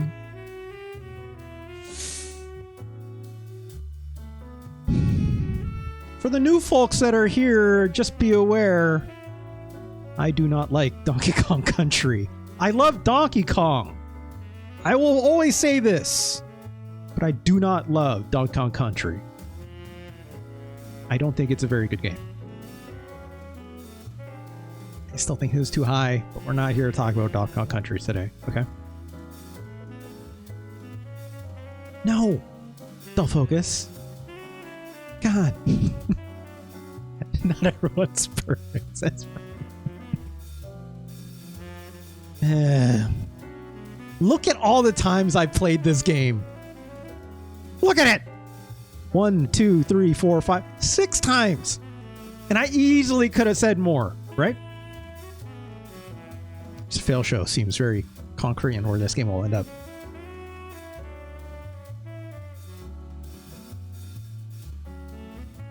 Don't focus. Let's go the other direction first for a bit, shall we?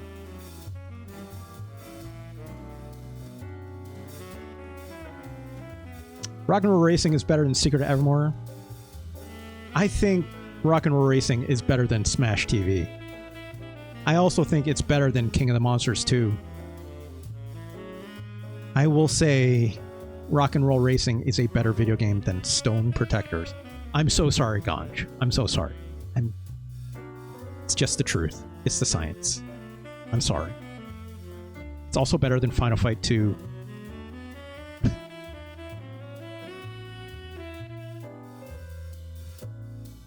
Is Rock and Roll Racing better than this port of Wolfenstein 3D, which is very good port. A little pixely though, right? At least the strafe works, unlike Doom, right?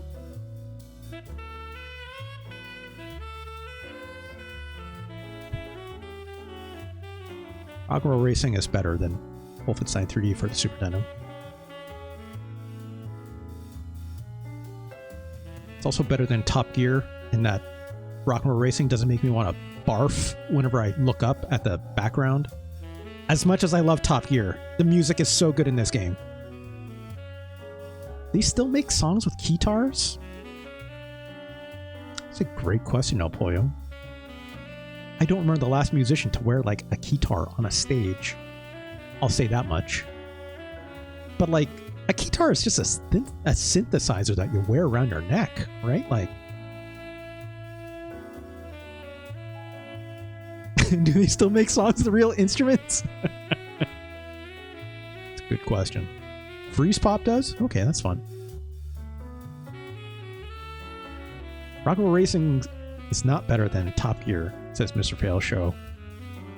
I also really like Top Gear. I'm not gonna lie. It's such a different vibe, right? The music in Rock and Roll Racing is obviously officially licensed stuff. Licensed, right? Retrogrades. If I had to say like which one has obviously better original music, then yeah, Top Gear is incredible, right? The big problem I have with Top Gear is the frame rate is just, it hurts my brain. It can be very hard to look at. I love Rad Racer, for the NES. Very similar kind of driving model, I guess you could say, or like style of racing. Very cruising USA, in a way. Chemco doing good work here. I'm not gonna lie, but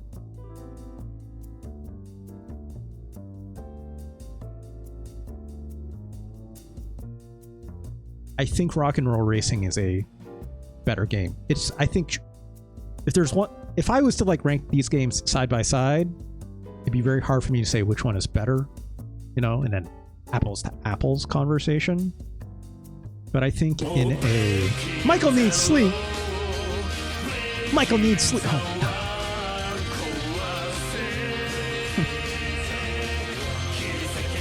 Sandanes. Michael needs sleep. Thank you so much for a very kind sub. Pass one out to It's Kaon. Thank you so much. It's Kaon. No more ads. There you go. No more late night chicken ads for you. Thank you so much, Michael needs sleep. What was I saying? Right. Side by side, apples to apples, I think I like Top Gear better. I think you're right on that, Mr. Fail Show. But I would have to argue that I think Rock and Roll Racing is trying to do a little more with its game that I have to respect. Having many more different vehicles, customization elements, there's weapons in there, right? It's like the tracks are also like a little more interesting, even if like the gameplay is not quite the same, right? Michael needs sleep. That's very, very generous of you. Thank you so much. Obviously, thank you. Yeah, shout outs. I have to say, I also think it should be commended as well that I think Rock and Roll Racing is trying to do a little more, putting a little more style into its game with like Top Gear style aesthetically purely comes down from like how it looks in the music, right? Otherwise, I mean, it's cars, right? I think Rock and Roll Racing is doing things more like around like kind of the oeuvre of the game by including like Larry as the announcer, by including like that Slimer looking motherfucker of a shop guy, by giving all these boss racing characters that you're facing on every planet you go to, right? By also choosing a different driver and stuff as well, right? I think it needs... I think that gives the game a lot more legs in terms of its overall kind of vibe and its kind of like originality that I want to... It's like I cannot look away from, right? Comparing Top Gear to... Yeah. Top Gear 2 and 3000 is... Those are significantly different games. Like those games, like they feel way different. They also like play very differently.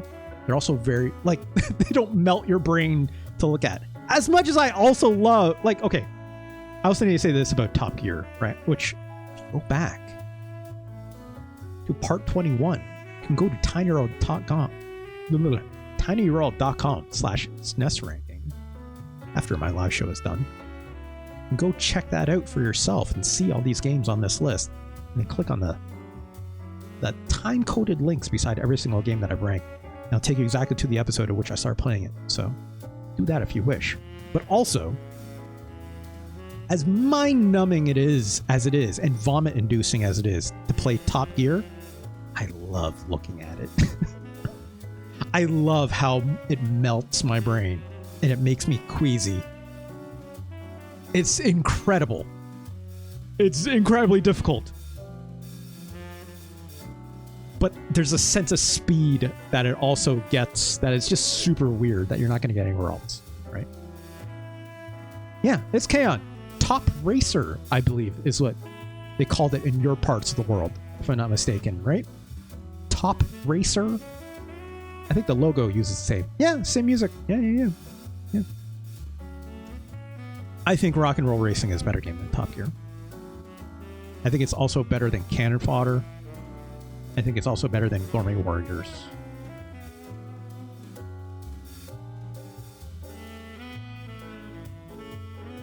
It's better than Shadowrun. Shadowrun is pretty cool. Gross semen. It's all good. No worries. No worries. I know you got that green thumb. You gotta go take care of those babies, right? Top Gear 1 should have been easily an arcade game like Outrun.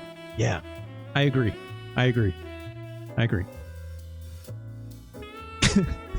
Michael needs sleep. Unfortunately, these two things are not related. Yeah, Cannon Fodder is really good. The only bad thing about this game on the Super Nintendo is quite a bit of latency in this port with the controls. It's not as slick feeling as you want it to be, even when you're controlling with a mouse, the Super Nintendo mouse controller, right? Not quite there, but it's pretty good. It's pretty decent. You'll have a good time still, right? Ooh, Jops. R.I.P. to a real one, right? Jops and Jules. There's a third one.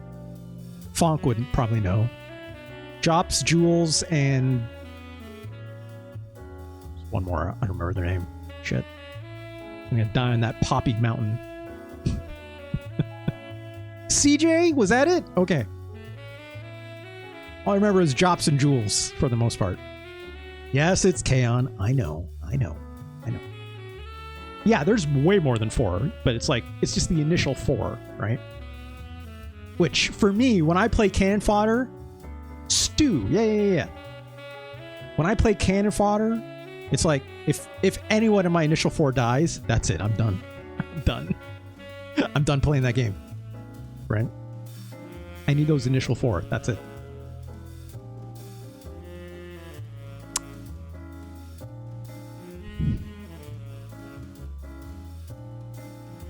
I think Rock and Roll Racing is better than Zombies Ate My Neighbors. But I don't... You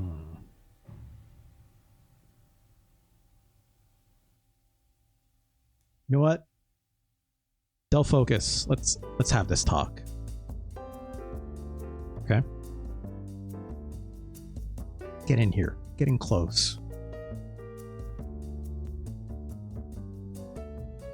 Rock and Roll Racing is not as good as Stunt Race FX.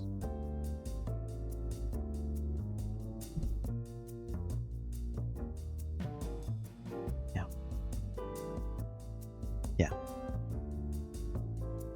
It's not. There are caveats here, okay? There are caveats here. I think the racing is technically better.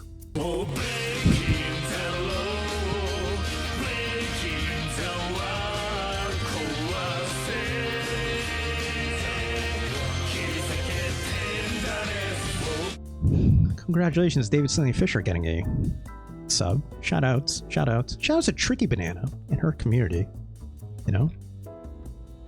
If you enjoy point and click video games for the PC and such, and puzzle games as well, shout outs to Tricky Banana. Please do give my friend Tricky Banana a follow. I think she's pretty cool. There's a couple people here from her community as well, which I enjoy very much. Thank you so much for joining. The rest of the person you couldn't remember is literally named RJ. Hi. Oh, my memory sucks. Sorry.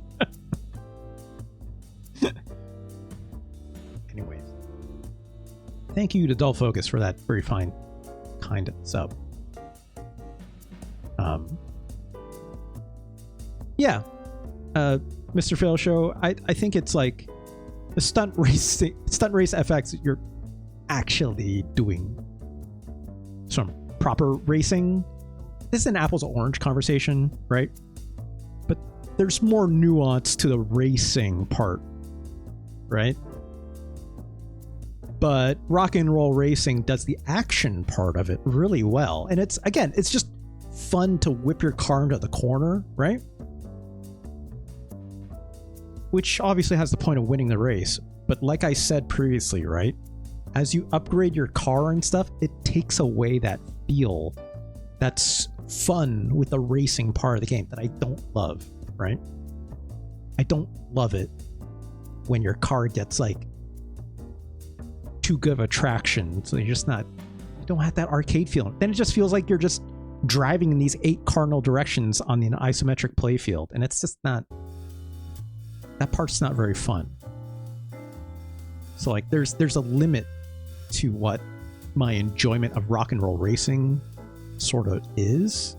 Yeah, it becomes a bit autopilot, but not even, right? Because it's K-On! It's like, then it's like there's also the compounding factor of the other factors I said, right? Where it's like you get a faster car, but because the camera is so close in, it's really hard to manage those corners, right? Yeah, Micro Machines has a very similar problem. This is slightly better than that, again, like I said, because isometric versus like straight up top down, like in Micro Machines. But there is absolutely a joy to be had in Rock and Roll Racing. But it's like its gameplay has limits in terms of how far it'll go. Now, stunt race effects, dull focus. I'm not going to be hyper kind to this game either. Okay? That frame rate is dog shit. Okay? And it does impact how the game feels. That's also why this game is 66, right? Yes, I get it. Micro Machines is fun because your little car and you're driving around in like a kitchen or something, you know? They should have released a SNES too. I think that's just called the Nintendo 64. I'm pretty sure. Or actually, if I'm being honest, a SNES 2 is, yeah, that's me. It's technically speaking a Game Boy Advance, right? It's technically a Game Boy Advance in a lot of ways. If I was to be more exacting about it, I'd actually say probably Nintendo DS, but you know.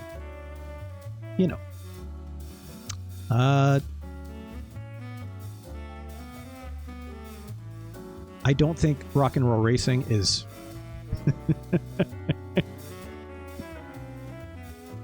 Del Focus. I don't think Rock and Roll Racing is better than Out of This World.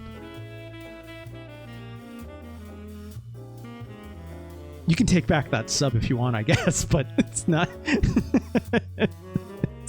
Yeah, Burmick is like, yes, correct. I think Out of This World is better for many reasons.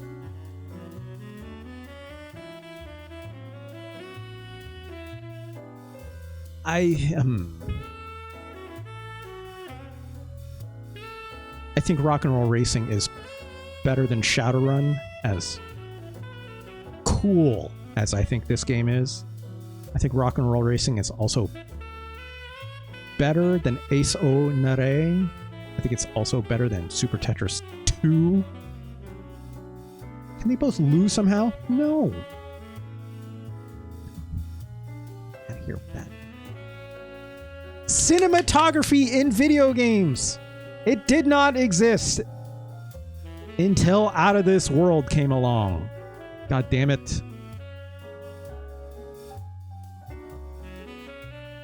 I don't think Rock and Roll Racing is better than Super High Impact. No, sorry. I think Rock and Roll Racing is better than Super High Impact, but I don't think it says... No, that's not it. That was me putting up my Blue Sky post. Where is it?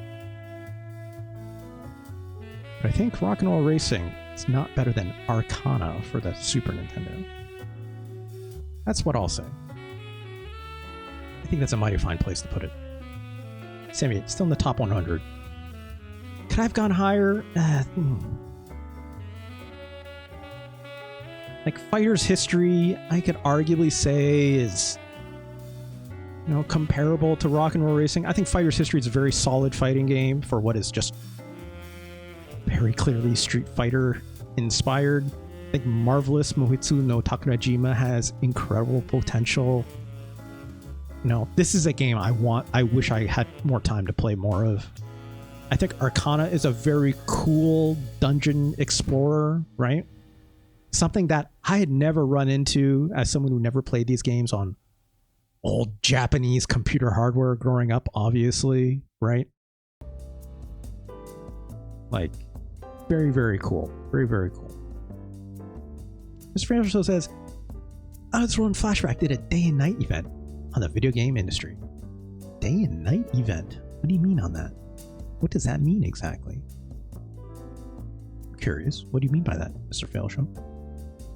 Kevin says, there's a 90s Batman game on C64 and I think Amiga that replicated comic panels and you play them. I assume that's what you mean. Which is about as much cool art direction as you get. You mean like a comics zone for the Sega Genesis? It's K-On, but it's Batman instead. Is there like a Spider-Man game that does that as well? It's a text adventure. No, sorry. It's a, what do they call it? It's like text input adventure game, but they're like comic panels that it put on the screen. And you have to type in like Maniac Mansion style like verbs and nouns to like interact. I want to say it's like Spider-Man versus like the Sinister Six or something. All I remember is like they made a few of these, if I'm not mistaken. Thing with Out of This World is they've already made Dragon's Lair like a decade or it's not the same. Come on, dull focus. Dragon's Lair, there are no QTEs in Out of This World. You still have to play an action game, right? Just saying. Just saying. There's open. Oh, it's K-On. I'm not sure I've seen what you mean then, but curious. All right, let's move on to the next game. I think Magnificent Scoops has been waiting long enough. Thank you again to Retro Chris for that pick. Let's play another video game, shall we? We still have a lot of time here. At least another hour and a half, which I think should be more than suitable to play this next game for Magnificent Scoops, which I've only seen in passing. I've never played this game for myself. Let's go on over. Wait, where is it?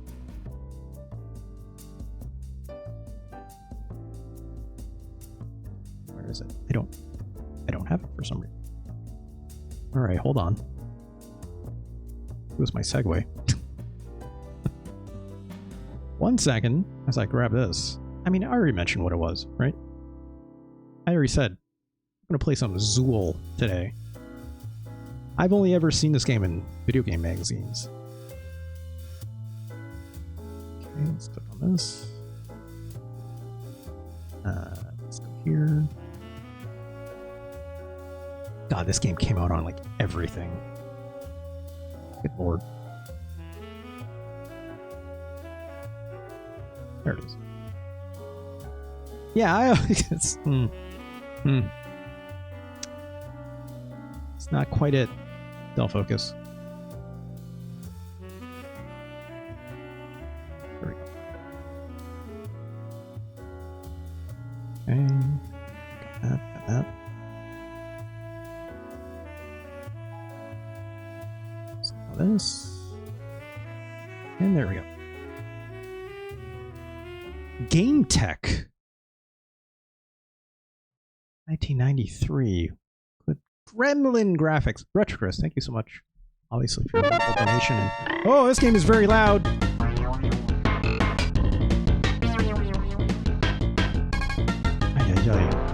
Oh, okay, hold on. Any thoughts of where this game might have been made from?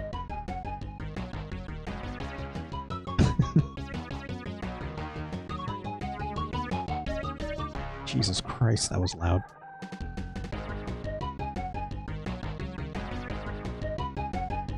Let's do about there. That seems good. Why does Zool logo have a bikini hat? Look. Yeah, Mango Scoots brings a good point. The Chupa Chups. Chupa Chips? I always said Chupa Chips growing up. I never said Chups. I never understood how to pronounce this, but yes. Gremlin Graphics. If you don't know who Gremlin Graphics is, they made some half-decent video games back in the day. Let me pull it up real quick. You may also know them today as Infogrames. Infogrames, of course, with that wonderful Infogrames song? Was that Atari? Yes, technically Atari. But Infogrames rocks my world. There it is. Let's pause this really quick because I need to hear this song. I find it that I don't. You know what? We're just gonna click on this and see what happens. I hope this isn't TOS.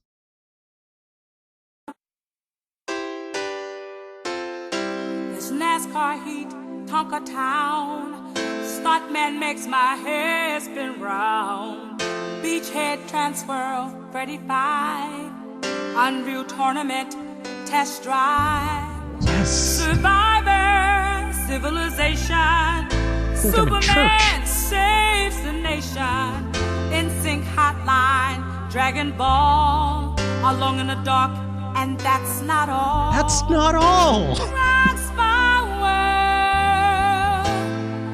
Entertainment. Yeah. Rocks my world. Rocks my world. Infograms. Infograms.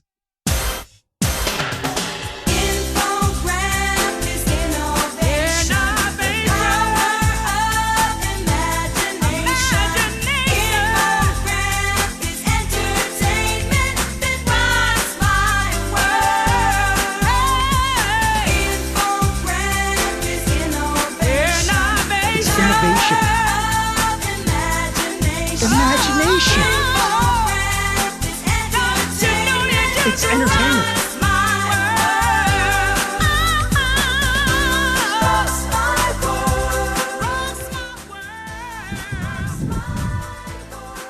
It's Kaon asking, what on earth was this used for? Well,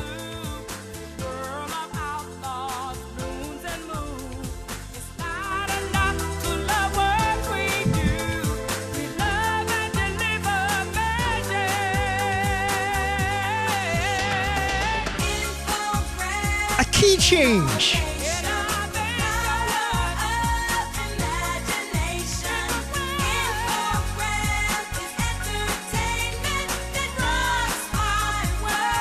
It rocks. This song rocks my world.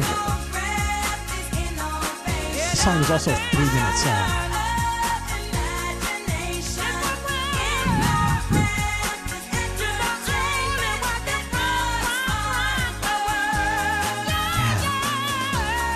Vocalizing. Look. That's enough of that. What? Look. Asking the real questions out here, it's Kaon. What was this song used for? I do not remember. I don't remember. I can't remember if it was used in like... Was it used for like an E3 or something? Like that sounds like what you would do, right? Or like either that or you're making like a piece of corporate media to like inspire your coworkers or your company or promotional. Okay. Yeah, it's just a corporate anthem, right? It reportedly cost over $50,000 to make it and was so widely mocked that everyone involved in production was fired. This, you know, who could say? I would like to see this in. I need I need someone to do like a deep dive on this song. Not just like this forum stuff, right? Oh wait, here we go. This is very, very, very old, says Alec Meir in 2011.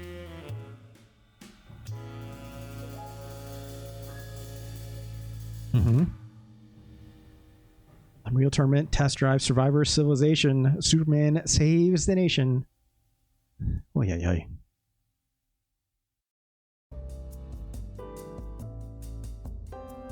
I'm not seeing anything here about why or, you know, how it was used, but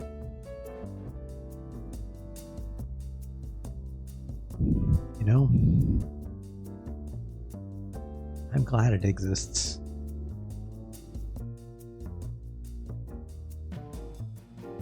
Look, if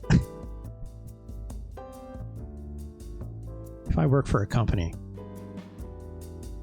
and it wasn't like whatever, like 2010s era when people were making fun of them for this, I'd be like, fuck yes. Because like, you know, we're in that era of like, you know, the horseshoe effect, right? It's like you can make, a company can come out and make something like this and just own it, and it'll do the full circle of like cringe to funny again, and then event to just being it's great, right? Won't be long for kids born 2011 will be going to uni. They'll focus saying uni is very funny because they're not British, from what I understand. No further says, yes, fire the artist, not the person asking the artist to make that shit. Yeah, right? Yeah. Grossimian, you're saying that was sauceless? I would say that had the most sauce on it. Arguably too much sauce. There was so much sauce on that shit, I'd be like, where's the fucking meat? Where'd the potatoes go? You know? Yeah, look, Grossimian, we were talking about earlier video game music for Rocksmith.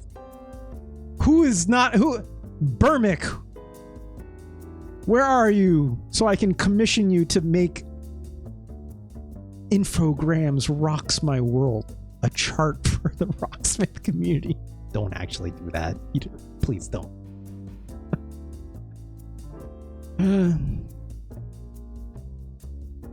Unless.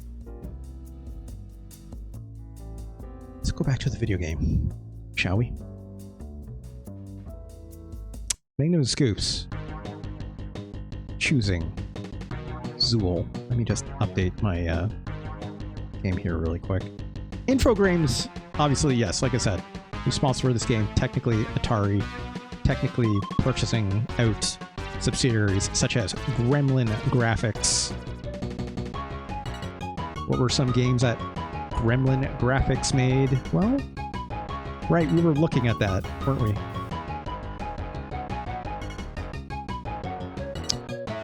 Reverse this order. A lot of ZX Spectrum and Commodore 64 games. Gee, I wonder where this Gremlin Graphics was based. Yes, it's UK. Obviously it's the UK. So they did a lot of ports for old PCs, right? I don't recognize any of these because they're way, way, way too old for me. The 90s. Techno Cop. I don't know what that is. Here we go. Desert Strike. Return to the Gulf. I want to say they did one of the ports of this, right? No, they just helped publish it for the DOS release. Wow. Okay. Here we go. There's Zool. Top Gear is in this list. Funny enough. If I'm not mistaken, Chemco was the publisher. Yes, Chemco, developed by Gremlin. So those barfy graphics I was seeing, also responsible for Zool, because they also were responsible for Top Gear, or for you other folks around the world, Top Racer, right? What else we got here? Full Throttle American Racing. I don't know what that is. Slipstream 5000. This sounds familiar. Loaded for the PlayStation 1. I played this, also developed by Gremlin Graphics. This game is okay. When am I doing those strike games? I don't know if they're probably soon enough. I talked about those games enough. I do want to look at them.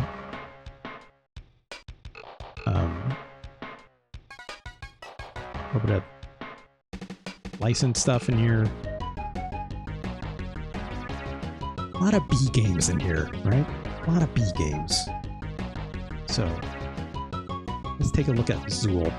Again, I said I was going to update this thing really quick. Hold on. Nice. What year did this come out for the Super Nintendo? Let's take a quick look. 1993. Okay. Wow, same year as Rock and Roll Racing. B games? We're not playing the B movie, the video game. Unfortunately, Michael needs sleep. I think that came out on like Game Boy Advance or something, if I'm not mistaken. Let's play this game. I know there's a whole lot of lore happening here, but let's look at the controls really quick. Fire on B. Jump on Y? This game is saying it wants to put jump on this button and shoot on this button. Then flip and spin up here. Let's apply some modern sensibility and do the right thing and put fire on this button up here and then jump on this button instead, shall we? Let's look at the options. Skill, easy. I mean, it put there by default. Let's leave it on easy. There's only easy, normal, and hard. Turn the continues up all the way to 5, I guess. What is this? Breath of the Wild? Is a Neuroflare? Oh. It let me change the controls. I'm gonna do it. This background is hurting my brain. Starting to see maybe the Top Gear influence. Okay, so we're playing as Zool here. Stomp the shit out of these slimes, I guess. We are indeed in Chupa Chips land. I'm immediately noticing the acceleration on this feels very British. This jump feels fine though, you know. Oh wait, does it? Okay, can shoot. Doesn't appear to be ammo anywhere. Oh, I like this though. Wait, okay. He can shoot faster than he does the animation. That's fine.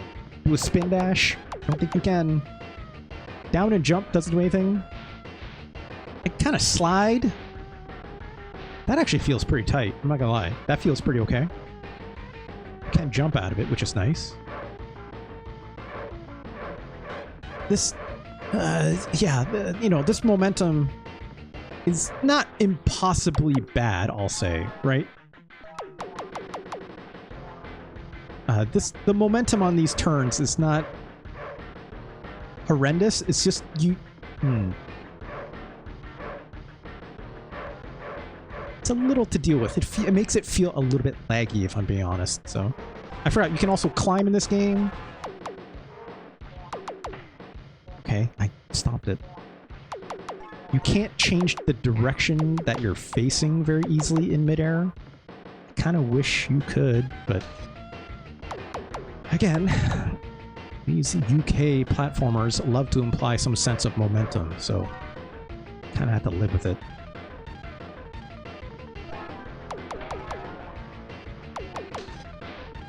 And also, like, this slide is something I'm hitting a lot by accident, which is on me. That's fine. I'll say this thing. I'll say this. This game moves really fast. Also, am I supposed to do something here? This thing is blinking. Can you spin in midair, though? You cannot. It's like I can turn directions, but it takes me a bit. You can see my momentum stopping. which is when I'm turning the other direction.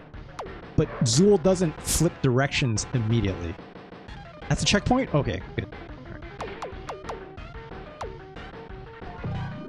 I don't have like a double jump. Hit the spin button after a jump. Oh, right.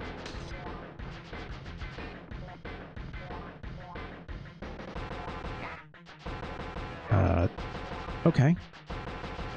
What does that do? Is that just like an attack? It seems like an attack. That's it, right? I'm hitting the other button. It doesn't seem to be doing anything. It's supposed to be like a flip button, right?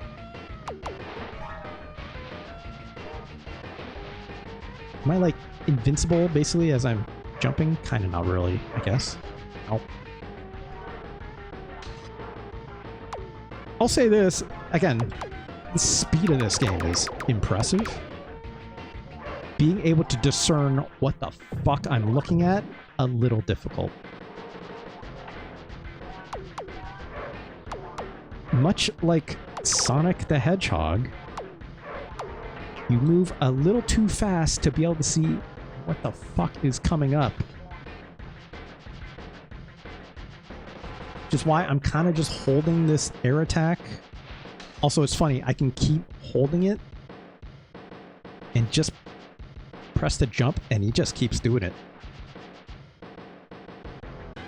The move too fast aspect only goes downhill from here. Okay, well, let's see where that goes.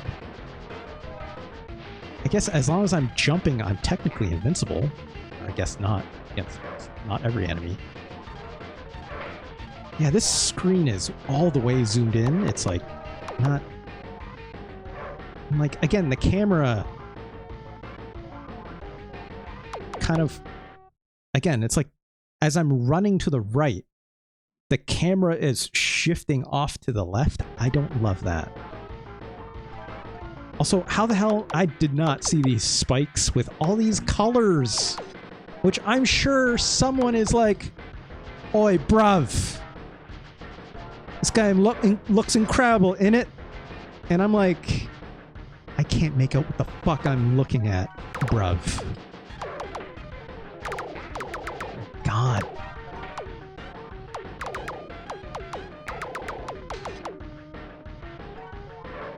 There's something to be said about... Okay, great. Yes. Again.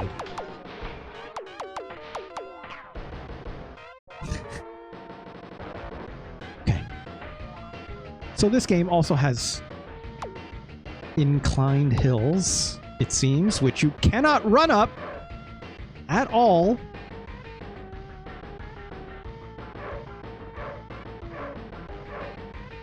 Can I hold on to a button if I... It's like, oh no, an incline! My deepest enemy. Not a fan of Kate Bush, I guess.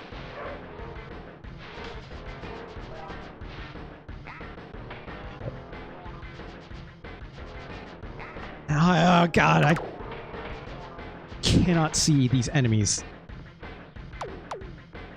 I guess I should play slower. Okay, that launched me up here.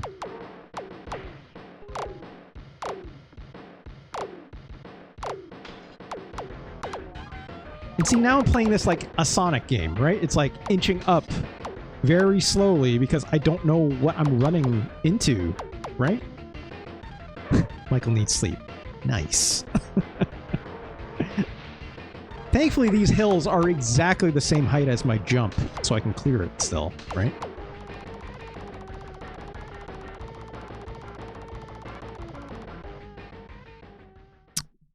Well, at least we got past the first level. Oh, this background.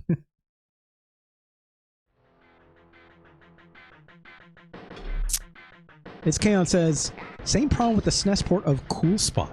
Yes.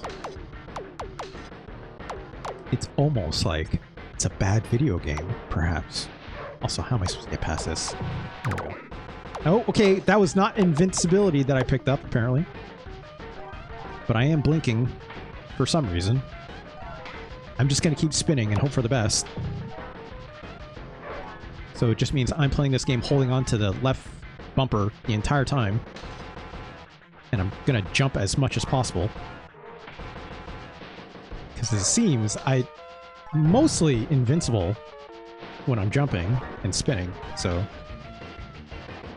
I guess tactically that makes some sense. But not all the time with these spikes. Okay, well that didn't work. Here's Omni-Man. I've actually never seen Invincible, Michael Needs Sleep. I know people like that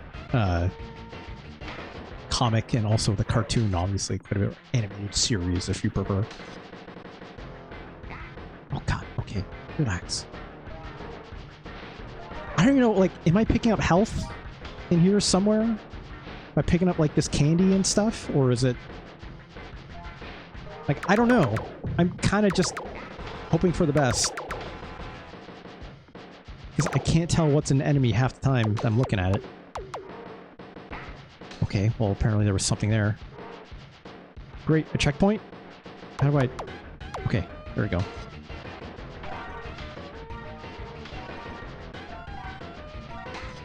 Oh my god.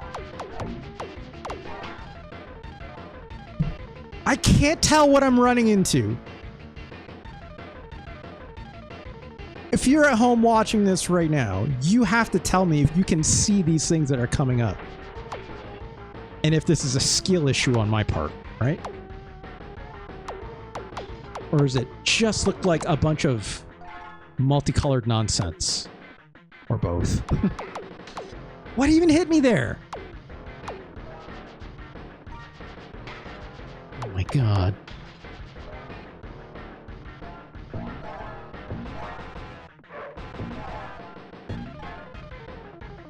Yeah, it was B. I did say I did mention B games, didn't I? Michael Needs Sleep. It's a bit of both. Since it's K-On. I'll take that. What the fuck? I'm just trying to, like, follow where some of these pickups are because I'm, you know, much like a Mario game. It's like trying to signify where you should go with these power-ups, right? But also, like...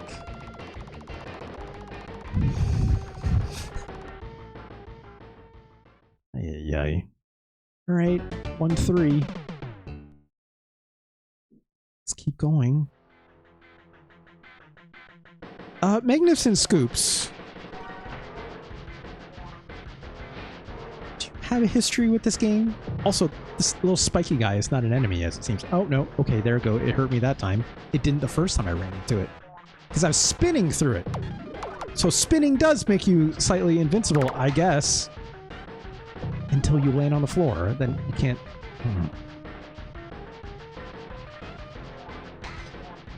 Fuck me.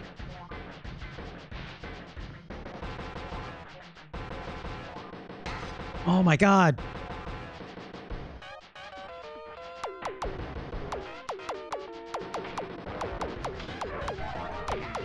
Oh, why would you put spikes there? Also, now I'm just holding the turbo button and this shoot button. There's spikes there, apparently.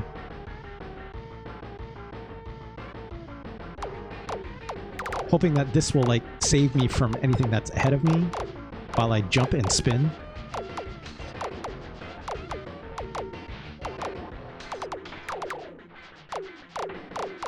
But I'm just gonna run into a spike again. I just know it, right? Or whatever the hell these things are. Oh my god! Fine, I'll go down here.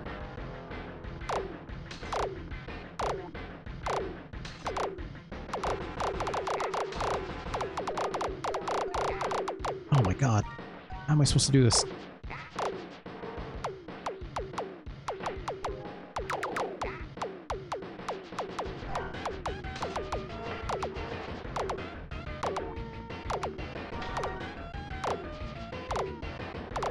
Oh. It's like... Okay.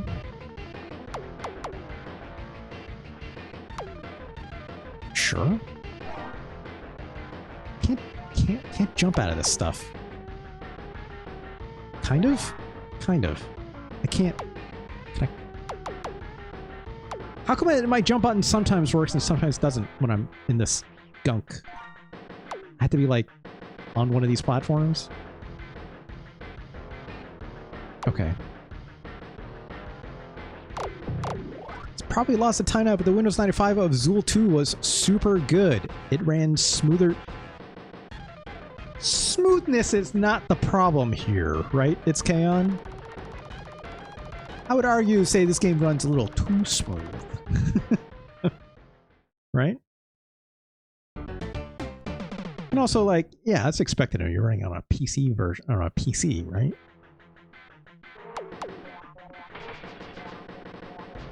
Neuroflare, why would you want to play those games? There is something like very like computer platformer adjacent with this game that like I kind of understand. Yeah, it's like some nostalgia for like this era, obviously, right? Like the way that like Duke Nukem looked on PC DOS machines and comparing that to like a platformer that ran like this on PC is really bonkers, right? Like, and I can see why people be like, oh, this game is like so much more incredible, or like, you know, why like computer gaming from people who loved systems like the Amiga or the ZX Spectrum would love to tell you about how much better these games were at the time than anything that was coming out on North American shores. Also, I cannot do anything about these bees because I cannot jump unless I'm at the edge, very specifically.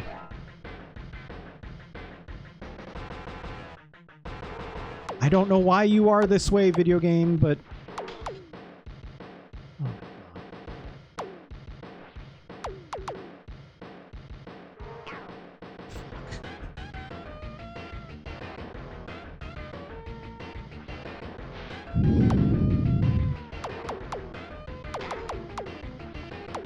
see, this is like the utter quandary of any, as I believe Magnificent Scoops put it, a go fast game. As soon as the game wants you to stop going fast, oh my god, it forces you to run right up against the rest of this game's mechanics, right? And boy, the rest of this game's mechanics, not very strong. Not very strong. Also, this fucking bee needs to get lost so I can... Oh my god!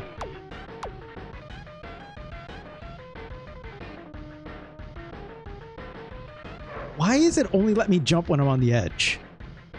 That seems like it shouldn't be that way, but here we are, right?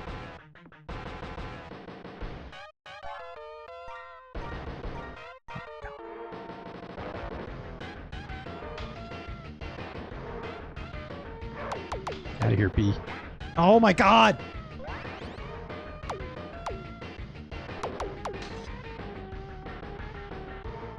I'm just following this little arrow that's in my lower left. I'm assuming that is telling me how close I am to the... I almost jumped off that edge.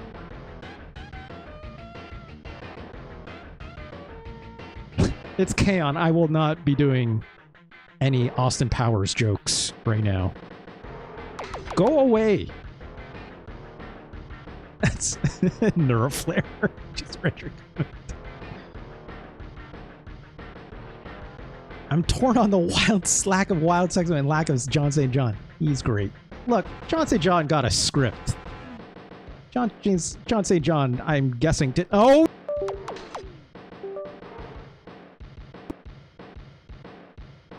We're right. We're not dealing with that shit. We're not doing all this over again. God, fuck you.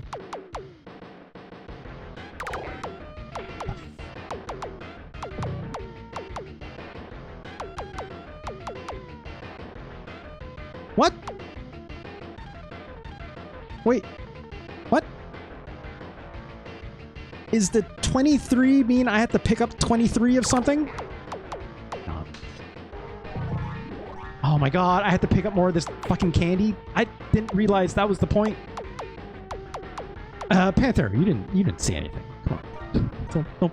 Don't be a narc. Panther, come on. Shit. Okay, we've got enough candy. Fuck! Fuck you, B.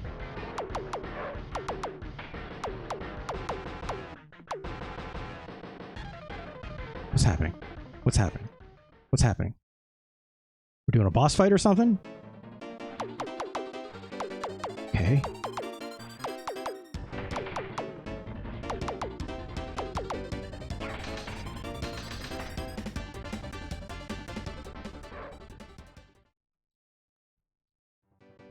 Every XCOM should have a, you know, hey, look, it's called save scumming, right? Technically, it's there. Okay, I cannot stand here, it seems.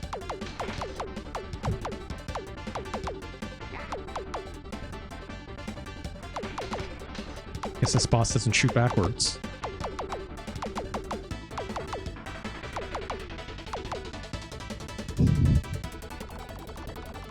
Enthralling!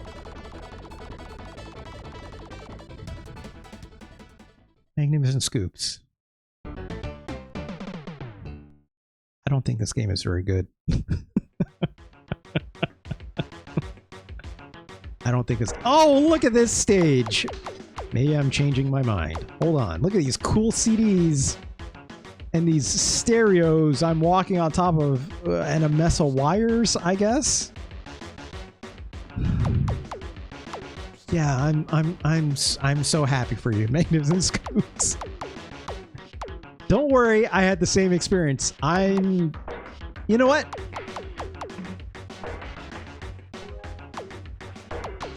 If anything, that makes me feel better. Because we're a person of taste. Except for when it comes to Donkey Kong Country, but that's okay. You know? Also, now I'm picking up little guitars. I'm not picking up candy anymore. So just like you said, I guess that Chupa Chips branding is now completely gone. Cannot see these enemies for the life of me. Oh my god. Oh my god. Also, like, there's quite a bit of acceleration on, obviously, this movement, like I was mentioning, right? So it's like, it's not making running into, oh my god, these, like, spikes any easier. I mean, it's not making avoiding them any easier. That's what I'm trying to say. Fuck, dude. Why am I bouncing? Okay, I guess we're on some drums. Fuck, what just hurt me? Why is this amp hurt me? What the fuck is that? Oh my god, these cellos.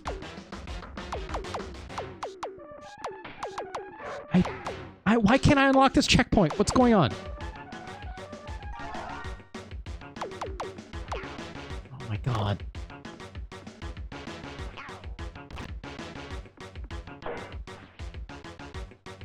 Like they can climb walls, at least. Oh, fuck you. How do I deal with any of this?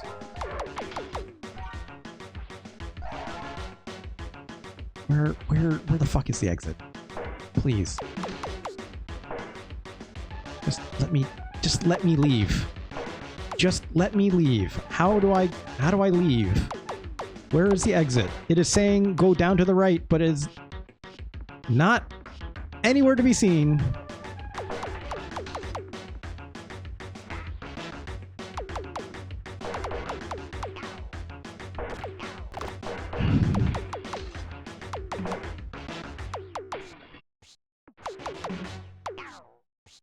Why does this amp hurt you? Oh, what? It's not even an enemy. Okay, here we go. Here we go. Fuck!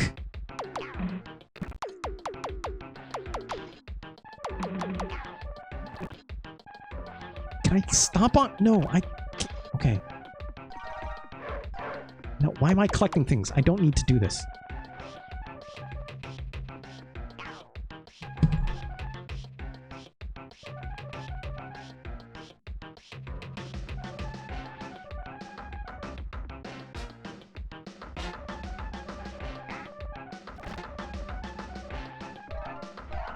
Oh, fuck you.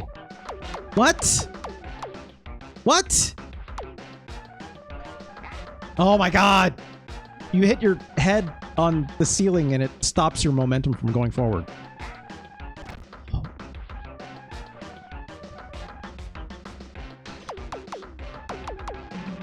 Right, I have a slide. Because Panthera's laughing at me made me remember I can slide on the floor, but I cannot roll on the floor. No, I am not laughing. Oh my god. Where's the fucking exit? Also, what is this music?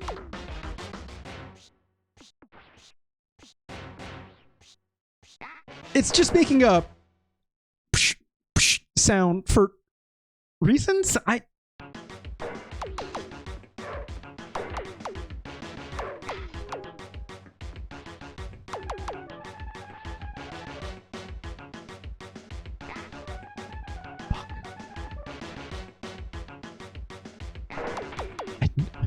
What other choice did I have?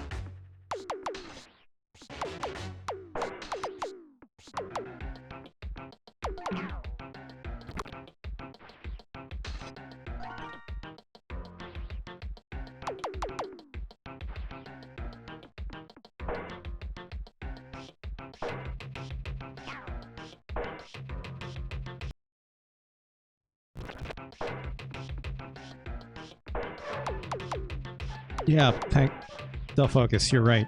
Thank you for that advice. It's, where am I supposed to go? Where am I supposed to go? Where am I Mano Scoops, if you know, you have to tell me.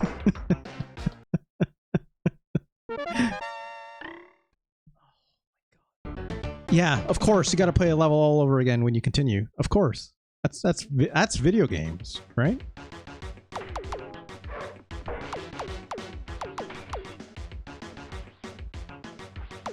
There's like 8 worlds of this. I don't remember. It's great. And you said 8 worlds, not, oh my god, not like 8 like levels, right? Like I'm clearing 2-1, and I did upwards of 1-4 for that last nightmare of a Chupa Chips thing. Yeah, 8 times 4. Fuck, Jesus. Oh wait, no, I need those. I have no idea how that thing didn't hurt me, but okay.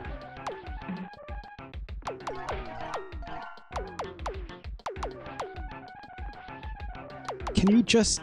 Okay. Right, this is a dead end.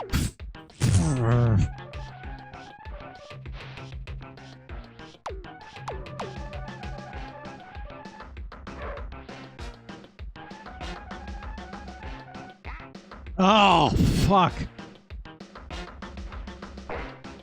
Apparently you can beat this game in like 9 seconds. I don't believe you, Delfocus. Don't want kids being in one rental period. Yeah, I guess. Panthera, I guess. Maybe it's also like, hey, maybe don't rent this game. Fuck.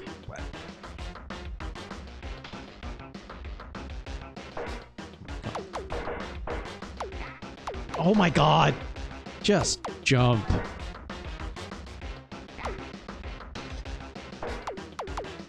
Well, we're back here again.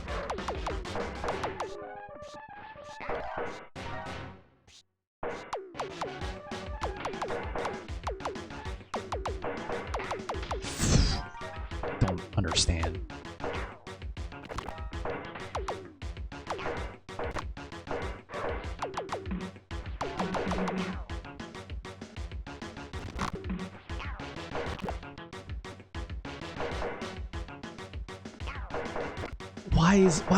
Why is this game? Wow.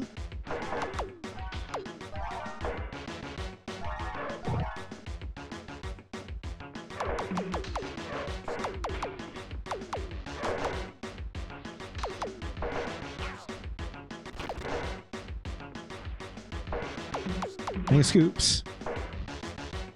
I believe you. It's Kaon.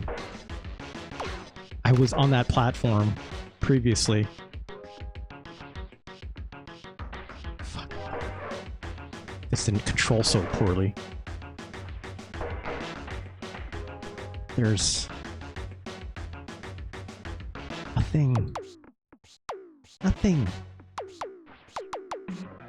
This arrow in the lower left says to go right. There is no go right. There is nothing. I'm bouncing my head off this skybox. I cannot.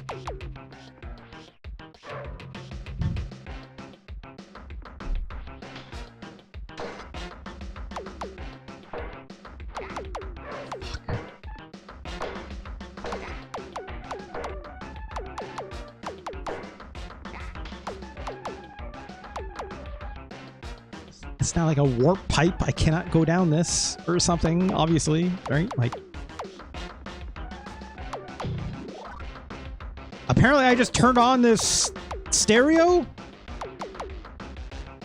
Did that perhaps trigger something in the map?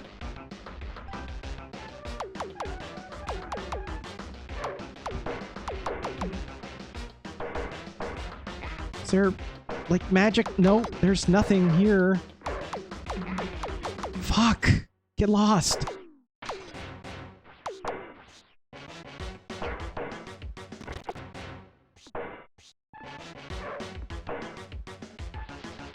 Right, I have a spin move! I forgot about this completely.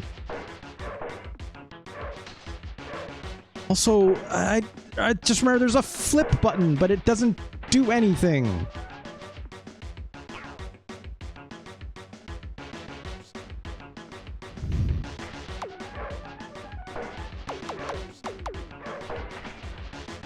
Do I have to, like, turn something else on that I forgot or have not seen?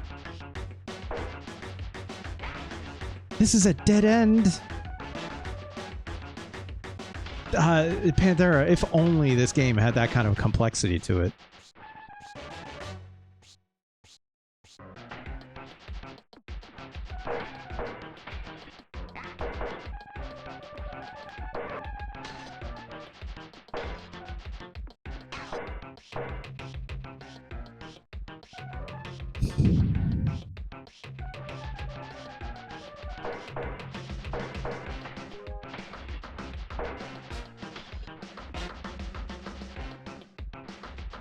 Can't activate, like, these remotes.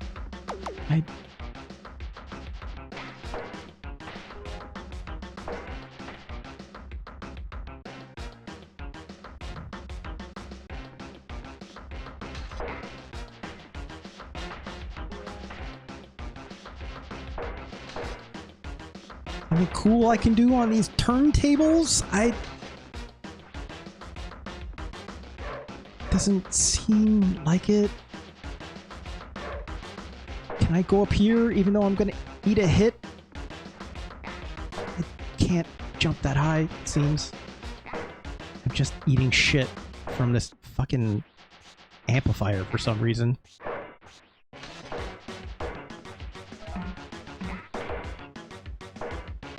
There's nothing up here anyways.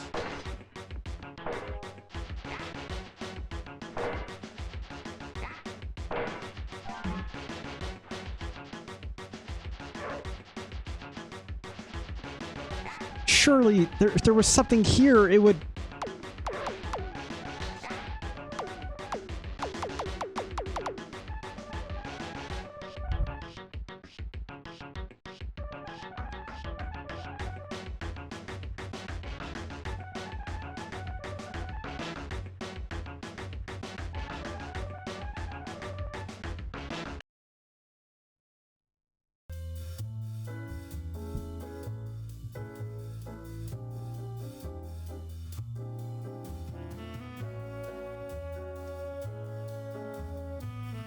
Let's check a guide really quick.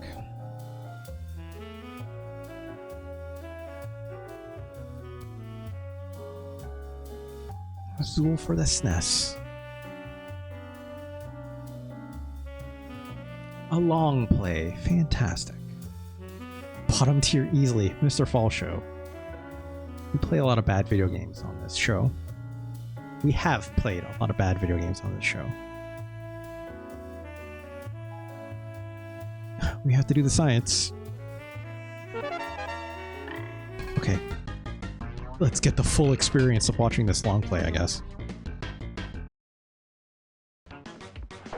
Yep, I remember jumping off that breakable ledge, which is the only breakable ledge in this whole level for some reason.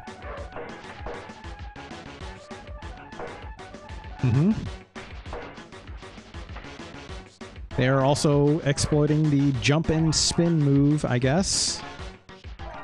I didn't know you could grab those. Is that perhaps going to change this level design? What the fuck? Are you serious?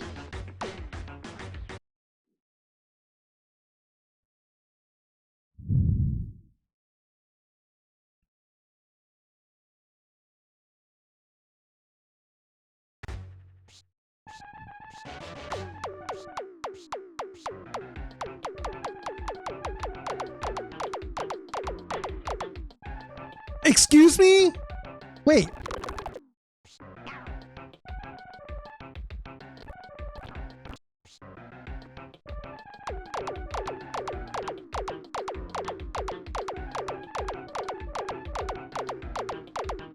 So it doesn't break when you're shooting it from a normal distance. But if I walk up to it,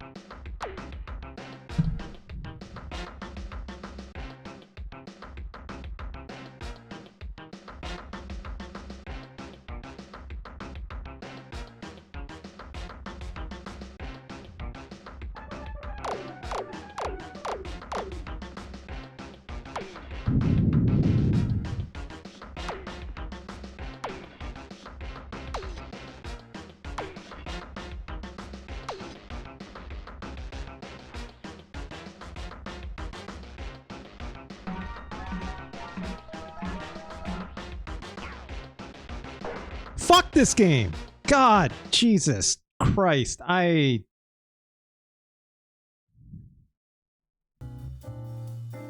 Is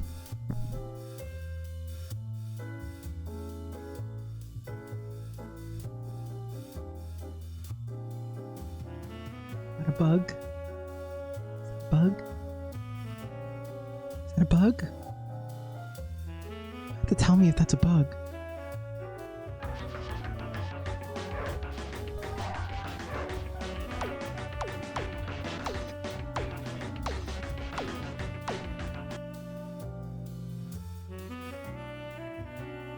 Zool, PC DOS, gameplay, there's that Gremlin Graphics logo.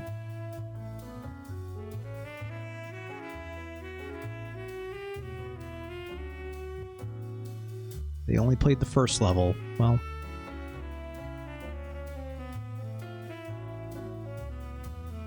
they play more than one level?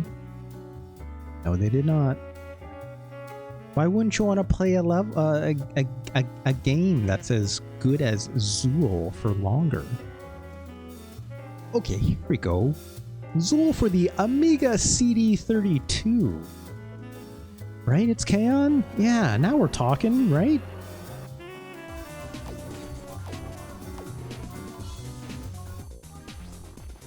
Yeah, this sounds like some Amiga-ass music for sure, but...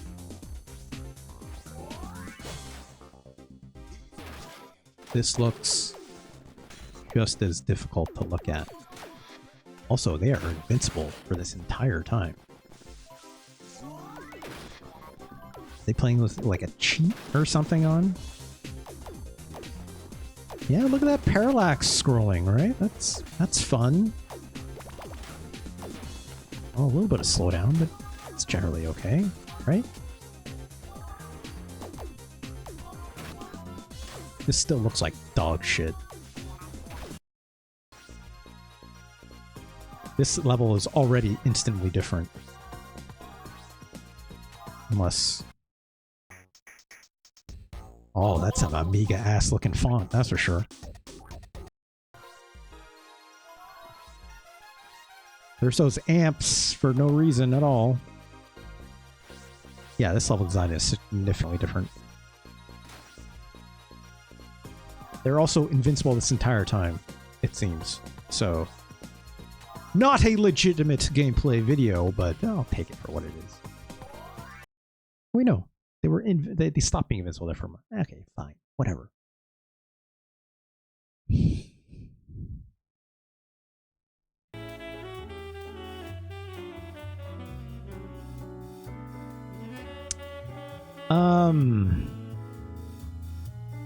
First and foremost, thank you to Magnificent Scoops for your very kind donation.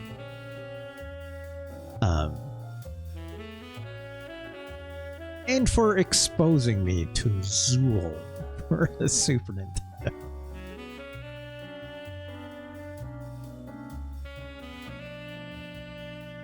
Zoop versus Zool. No, they'll focus. We have to do the science. Mr. Fail Show already said bottom tier. We'll see. Let's go from the top.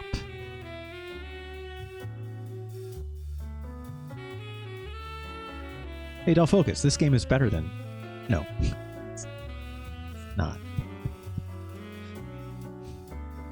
Zool is worse than Stunt Race FX. There you go, my friend.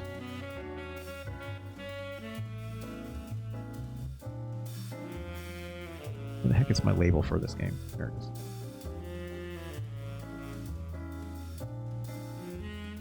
Keon says it's better than Adam's Family. We'll see. We'll see. Okay, Donkey Kong Country is better than Zool. Okay? Okay? Are you happy now? Donkey Kong sickos. I'd rather play the minecart level than that game again. Right? Negative Scoops, this is your play the whole time. Pick games worse than Donkey Kong Country. Just gamble because that list is shorter for me than it is for you, right?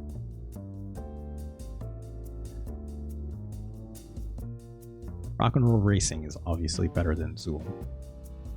Shadowrun, also better than Zool. Top Gear, another Gremlin graphics game. So much better than Zool. I told you to come back to me about Donkey Kong Country after playing Zool, man.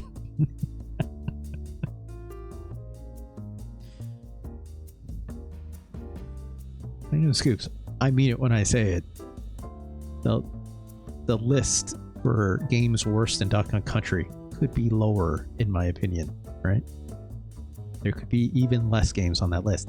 I just am not willing to put in the science right now because we have many other games we need to play. Many more games I need to discover to be worse than Donkey Kong Country.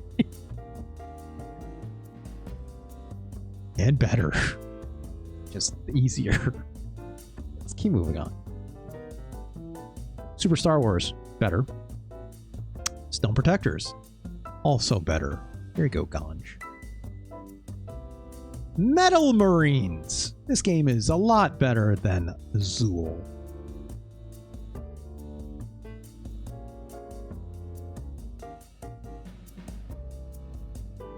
Final Fight is better than Zool. There's some justice. Okay. Run Saber is better than Zool. So much better. You don't play as ninjas in this game, but they move like ninjas. And they move a lot better than Zool does. Metal Warriors was also better than Zool. Chuck Rock doesn't rank high. You dunked on my whole childhood. I'm going to dunk on your entire childhood then. It's chaos. I hope you're ready for that one. I'm gonna dunk on that. I'm gonna fucking NBA Jam He's on Fire 360 no scope dunk on that game. I'm telling you right now. Absolutely. Oh, surely Chuck Rock 2 will be better. Ooh. Ooh. But we have to do the science, so I'm just speculating. What can I say? Psycho Dream is better than Zool.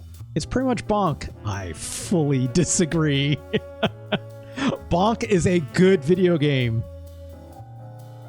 Chuck Rock is not. I legit don't care about any point about Zool. If you're going to make a breakable passage without any graphical turrets, your game can... Look, Mr. Fail Show, I would arguably say that bug was what broke me, but there were many worse parts about this game, right? Lemmings is a perhaps better game than Zool. Cool Spot is a better game than Zool. Baseball 2000 is a better game than Zool. These versions of Jeopardy are all better than Zool. Artie Lightfoot is a better game than Zool. This game is also broken as hell, but there is something at least more interesting here that is playable at the very bare minimum. Forgot Zoop was so I skipped over Zoop. I'm sorry.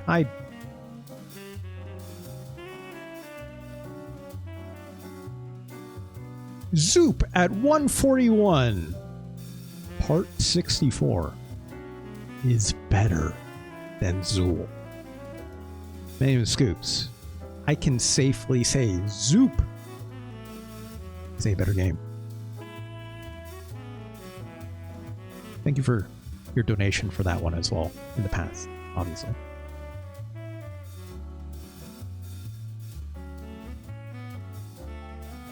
Man, Zoop was cool.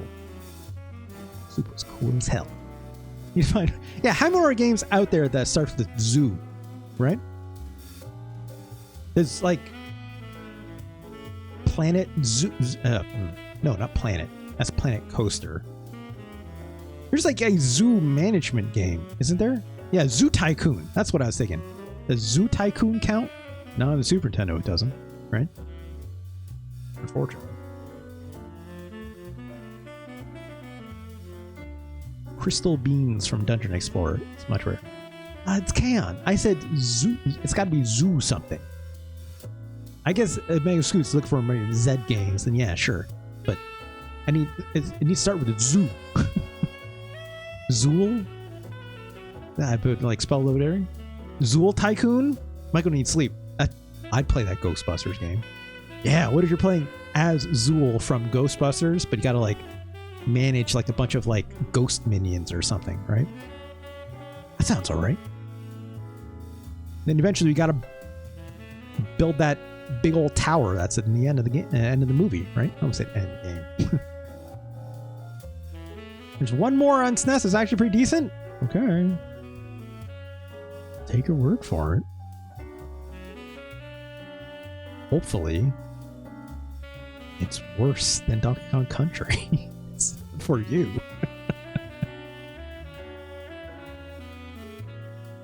I'd rather play The Mask for the Super Nintendo than Zool again. Zuto Mahjong. I don't even know if that's real. Tom and Jerry is somehow a better game than Zool. And this game sucks. Ay, ay, ay. Winter Gold, I need to reassess this one. This is too low. This is too low.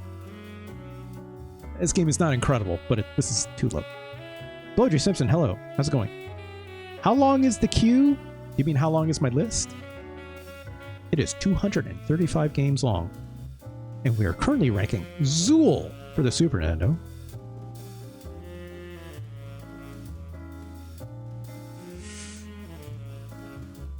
I think Zool is worse than Ultraman. I also think Zool is worse than Wheel of Fortune. It's K-On! It's time to say, is Zool worse or better than the Addams Family?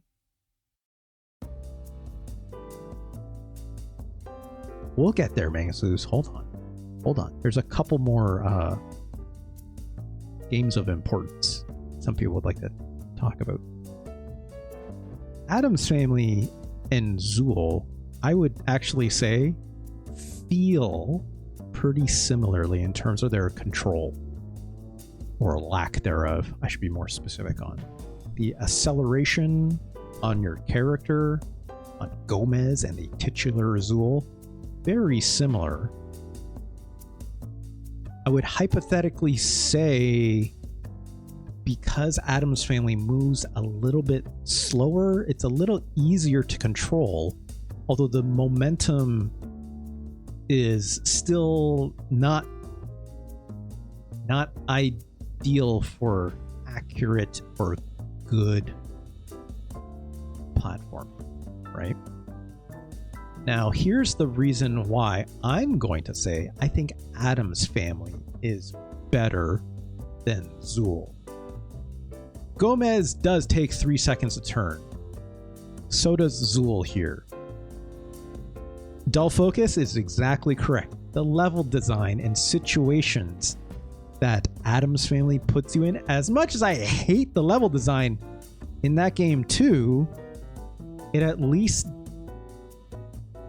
feels like the situations it puts you in are at least somewhat more forgiving to the lack of control that it asks of you compared to what Zool is asking me to do. Also, Addams Family didn't put me in that fucking river of piss that makes it impossible to jump out of, except when you walk to the very edge of it for some reason. And it didn't have that weird thing that I got stuck on in that weird stereo speakers and CDs level, which was just bad. But it's also like, Addams Family, if I remember correctly, didn't have like respawning enemies in a way. Yeah, classic British obstacle and Amiga games. The river of piss. Just call it the Thames. It's a pretty good joke. It's a pretty good joke.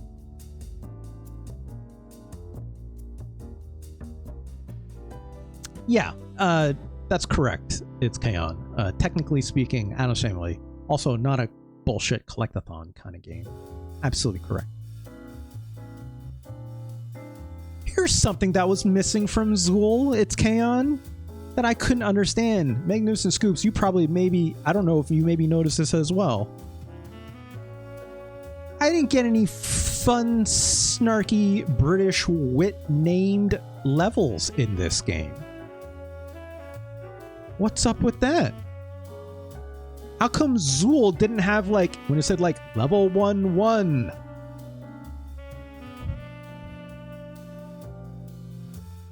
look out for the birds in it or something, you know, like the birds of death, or like rivers of piss for that one level. Why did it do that? They love doing that in these kinds of games, right? What's up with that? What's up with that? No, I'm not going to do that. Most memorable part is the Chupa Chip sponsorship lasts for like 10% of the game. You know, still, I guess that's all they could afford. They didn't pay for full development. They're just like, just take a little bit of this cash. Just make the first level like this. No memory left for the level names, I guess. Did the DOS version even do this when I was looking it up? I don't remember. Or the Amiga version? Also, I forgot to mention, I love that this video title, you probably couldn't see for it, it says 50 FPS long play. Very crucially, 50 FPS, not 60, because get the fuck out of here with that. I don't want your NTSC bullshit in here. I want 50 FPS. The way the Queen intended. Ugh.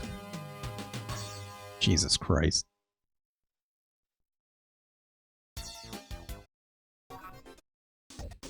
Prepare yourself. It didn't actually give me like level 1. Oh no. Yeah, area 1-1. It didn't say level. It said area 1-1. Get right. That's it. Yeah. There's that Chupa Chips logo. Anyways. Oop. There you go. No witty names for levels, I guess. Fortunate is what I'll say. Adam's Family is better. Okay, the focus. Here we go. Is Super Godzilla better or worse than Zool? Actually, sorry. Let me be frank. I think Rise of the Robots is a better game than Zool. Okay? 60 FPS hurts too much to watch, am I right? Neuroflare, look. Those poor British minds. Not just the British, all of them in the EU. All of them! Couldn't handle those 10 more frames. Would have melted their poor brains with this game running any faster. This game is already too shitty feeling. You know? Make it 10 frames per second faster. It's too much. It's too much. Also, ask Fonk sometime in our Discord. I think they've already posted stuff about it, but like listening to like music that was in Sonic the Hedgehog for like the Master System or like the Mega Drive, listening to those songs in those games because from like the PAL cartridge, right? It's like it's the same song except it's just slower because the 50 FPS thing or 50 hertz thing, whatever, right? It's weird. It's wild. Yeah, thank you. Hit the delete button by accident. Rise of Robots is a better game. Not a good game, but it's better. I'll get to the fucking point. Super Godzilla is a better game than Zool. James Pond 3. Boy. Okay. Let's... James Pond 3. Similarly. Collectathon bullshit. Right? This game actively... while also trying to be a parody of sorts. Right? This feels more hateful to play in a modern context as someone who does not like collectathon games. Now, let me be clear as well. Do I think Zool is a collectathon? No, I don't think it is. You know? I didn't realize I had to collect all that stuff until I was in that 2-1 stage, right? It just kind of naturally happened in the first few stages. I was like, okay, I guess I've picked up enough, and then sure, great. I didn't realize it, right?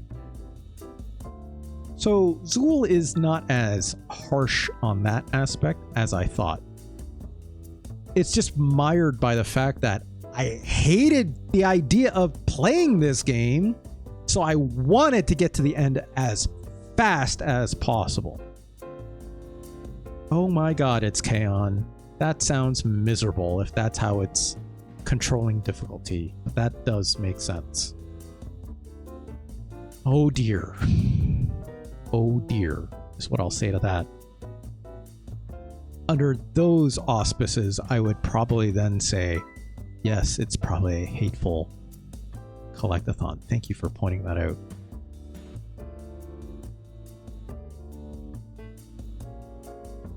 Robert says, well, it's banger fast as well, but the slowed down version has a mosey to it. That's fun. Interestingly, the PAL Master System could play lower musical notes than the NTSC version. Yeah, that makes sense. Because it's going slower, right? Yeah.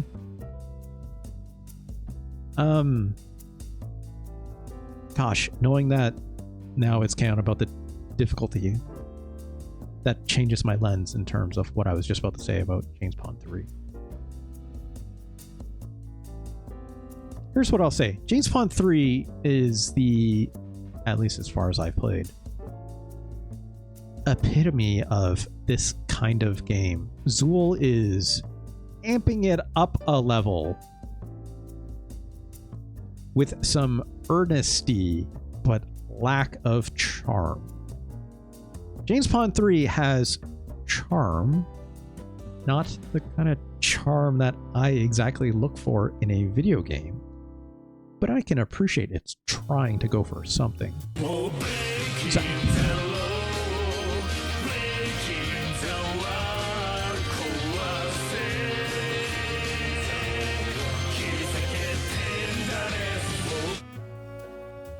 thank you, Delfocus, yet again, for sharing your kindness with Neuroflare for 1 month.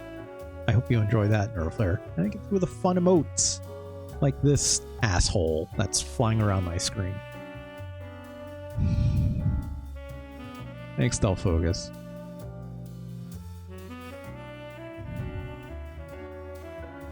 I think James Bond 3 is better than Zool. I do not like this game. I do not like this game one bit. But at the very least, like, I didn't have the same amount of anguish. I had plenty of anguish when I played this originally. I think James Bond 3 is a better game. Like, Zool feels so broken to play still. With how close the camera is to the way it moves. Sorry, to the way the camera moves. Also to your character moves. The hitboxes on the enemies don't make sense. The lack of refinement around so much of the level design, right? At least to my memory with James Bond 3. It felt like I was playing a collectathon, but it felt like I was doing it under the guise of a puzzle game in a way. Right?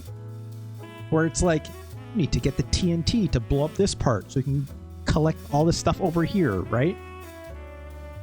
Whereas like Zool's just like, I don't know, fuck you. We're just gonna barf all this shit all over the place and you gotta go pick it up. And hopefully figure out you gotta blow up this stupid pathway with a that's bugged, maybe? Did the game ship with some Chupa Chips? I doubt it. Yeah. James Bond 3 has at least a sense of like puzzle and discovery. Zool does not inspire this. I think Minimus Coos put it very well. It's like Zool feels like it's supposed to be a gotta go fast kind of Sonic alike. But boy, does its level design fail it completely, right? Its level design and overall refinement in platforming mechanics. I'll say it comes close, but it misses the base, right? On like, even if the camera zoomed out more, I don't think it would have helped, right?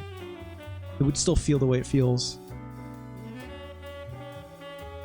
Everything would still be incredibly hard to look at because the visual design of the game is just so indistinctive. Indistinct? That's not a real word. Non-distinct, right? Like, those aesthetics for contrasting objects and aesthetics, they're literally design decisions that are linked to gameplay, right? That I feel like people don't commonly think about, right? Like, why do coins look the way they look in Super Mario Brothers? Because they're very easy to spot on the screen, right? By being very easy to spot on the screen, it also acts as a guide for where you should be moving. I can't fucking see shit as I'm playing Zool because it's moving too fucking fast in relation to where the camera is at any given time on the screen, right? Let alone, I can't pick out like these goddamn spikes I keep stepping on. It's horrendous. For the same reason I find Sonic the Hedgehog horrendous to play, right? What's a Zool flavored Chupa Chip taste like? I don't know, but it would taste anything like it plays? Probably misery. Dull focus. Scout says, I spent New Year's Eve 1992 playing the Master System version of Zool all night. Yeah? That sounds alright for 1992, right? Sounds alright. What was I playing? I was probably playing, well, 1 year ahead. Mega Man X. Something like this. Street Fighter. This is probably Street Fighter. I was playing a good video game. It's Kaon. I'm kidding. We played what we had, right? We played what we had.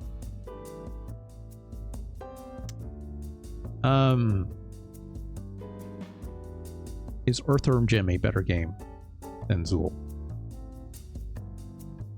Another game of incredible frustration. It's better. It's better, right? It's better. Of course it's better, right? Better to play. Kinda. This game's full of its own kind of bullshit. Hate the fucking designer, obviously, right? Have no love for these Virgin Entertainment games. The gun feels bad. The hit scanness of it is fine, but the whip is terrible. The platforming is garbage. The level design is not good. We've been over this. Earthworm Jim, not a good game, but Zool is worse. Yeah, thank you for this Xmas. Yeah, thank you for this Xmas gift. And you just played it, right? And then you went to go like trade or rent more games. That's how you got it, right? Maybe you see something cool in a video game magazine, you ask for Christmas, and hope to God it's good. If you asked for Zool, I am sorry. Try again next birthday or Christmas, right? Or hopefully an uncle or maybe a grandparent was really nice and got you something else, right? Alteason, hello. Thank you for joining. What is Zool better than? We need to tie this up. Nickelodeon Guts is better than Zool. No, sorry. It's the other. I meant to say the other. No. Zool is better than Nickelodeon Guts. It's better than Pit Fighter. It's better than Cosmo Police Galavan 2 Arrow of Justice.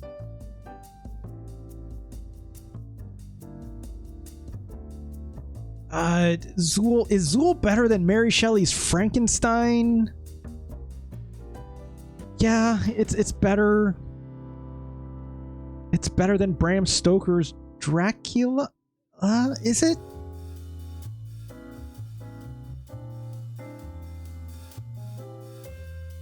It's Kaon saying it's better than Dr. Franken. I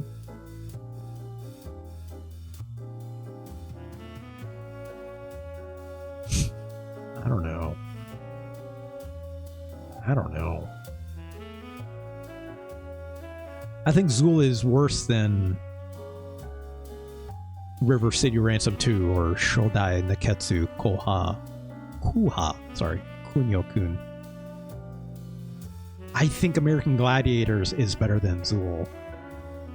Lion King is fucking terrible, and even I think Lion King is better than Zool. Dr. Frank and I was done after stage. That's not true. I played at least a few stages. It's K-On! That game is also collectathon, then get to the end bullshit, right? With even more bullshit, but I could like make out more or less what I was looking at the screen if I hated what I was seeing. The way the attacks work in Dr. Franken with like hitting like this button to hit an enemy on the right and then hitting this button to hit an enemy on the left is fucked up, but it worked at least.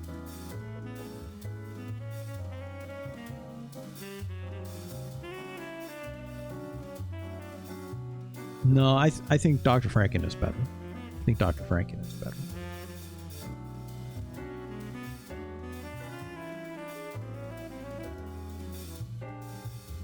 I think Zool is better than Captain Novolin.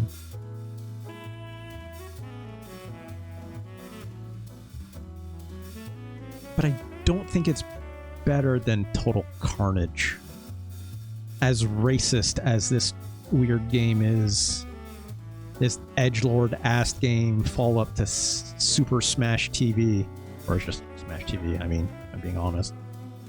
But I think Zool belongs down in the dumps at 225. Raw is probably too high. I mean, does this game have Hulk Hogan in it? I don't think it does, so it's fine where it is. Rest in piss. Piece of shit. My name is Scoops. Thank you again for your very fine tip. This is a hell of a game. That's what I'll say, right? I actually have it at like 1.5 stars. I assume it means stars, right? It makes you feel better. I've completed games this year I thought were worse than Zool. Yeah, maybe Scoops. I don't know who hurt you this year, but when you told me you're like, I played through Earthworm Jim, I was like, "Hey, Scoops, are you okay? Is everything okay over there? You know?" Yeah, I think that's correct. It's K-On! I think he was in only the WrestleMania and then Royal Rumble game after that, right?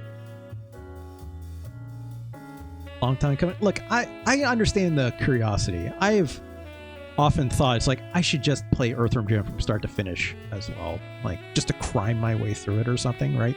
Maybe turn on some cheats or something just to like make it slightly more bearable. But I hate the level design way too much in this game.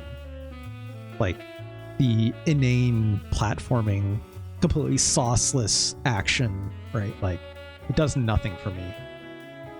I feel like I would just be like banging my head against the wall with it. Those bonus stages in between, I don't love them either, right? Just no thank you. But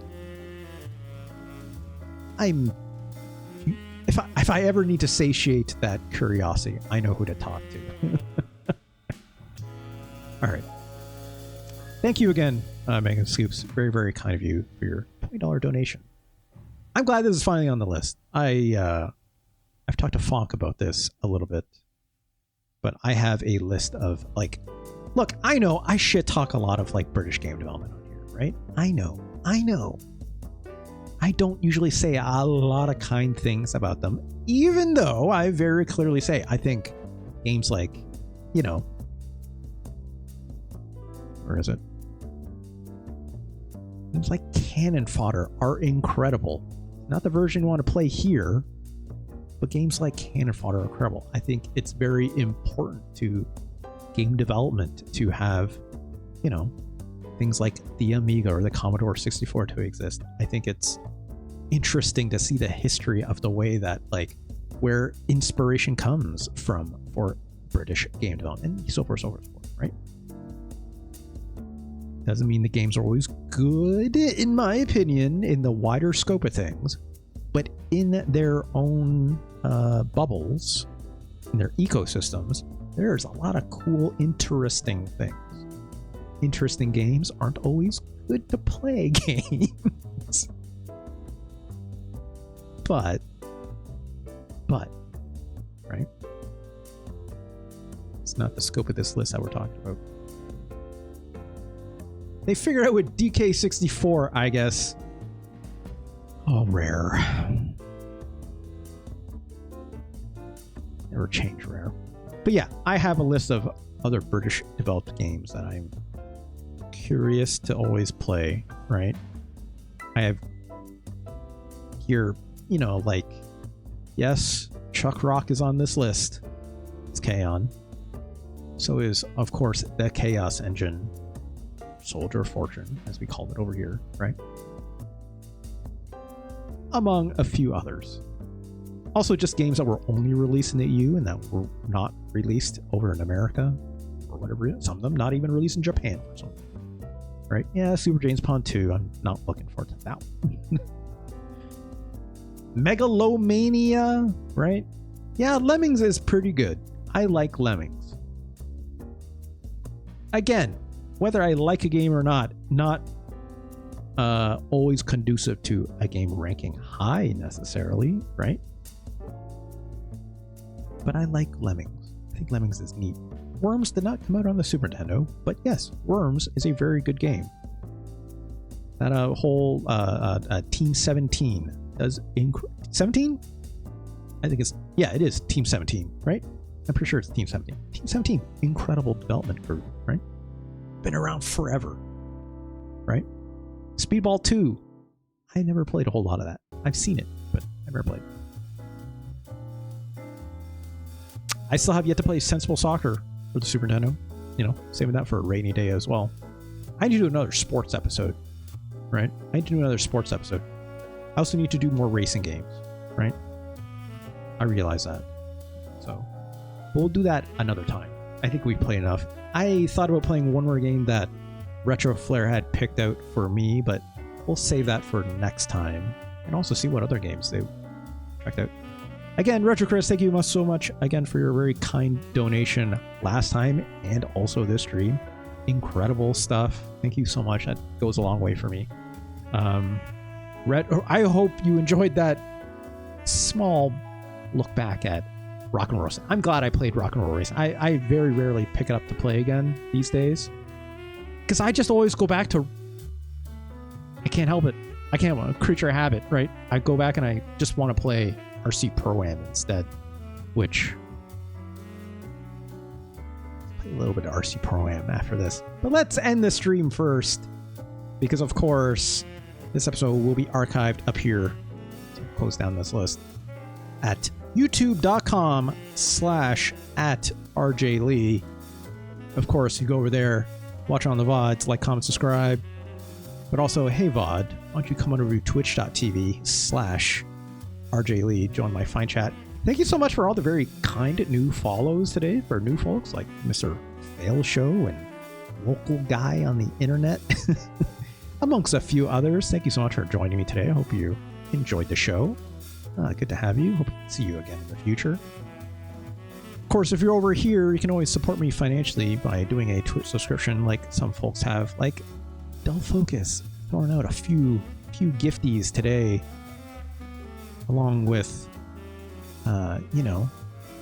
Michael Needs Sleep, handing one out to It's K-On! Thank you so much. Of course. British Games bring all the followers to the yard. I would probably disagree with that. I can't, for what it's worth, I can't bring anyone else to the yard with all the other games. So who am I to say? Anyways, you can always pass me a Twitch subscription that goes towards the bonus streams. Of course, one half of that is video game related, which I'm currently doing Let's Rank almost every Neo Geo game, MVS specifically. And of course, the other half of that is the Playlist LP, which is where I curate 1-2 hours worth of music, and I use my guitars back there, and I play Rocksmith, of course, using all the wonderful custom DLC provided by the fine folks over at customsport.com. Thank you so much. I wouldn't be doing any of those streams without you. But of course, you want to bypass all that Twitch, Amazon, whatever you want to call it, business, especially understandable in these times. You can always pass me a tip and or donation. There are links down below. It goes to my personal stream balance page. You can do a simple PayPal transaction out of that. As the most direct way to support me, where people like Retro Chris did today and before, and also Magnificent Scoops did, where they were able to at least give me a minimum of a $20 tip or 8 gift subs or 2,000 bits, and then they can suggest a Super Nintendo game for themselves. Then I have to play it as soon as possible. As long as I'm doing this show, which lets rank almost every Super Nintendo game, as long as it's not the very end of the show, like it is today, or as long as I'm not playing someone else's game in that moment, like I was today, we'll just gently nudge you into the queue.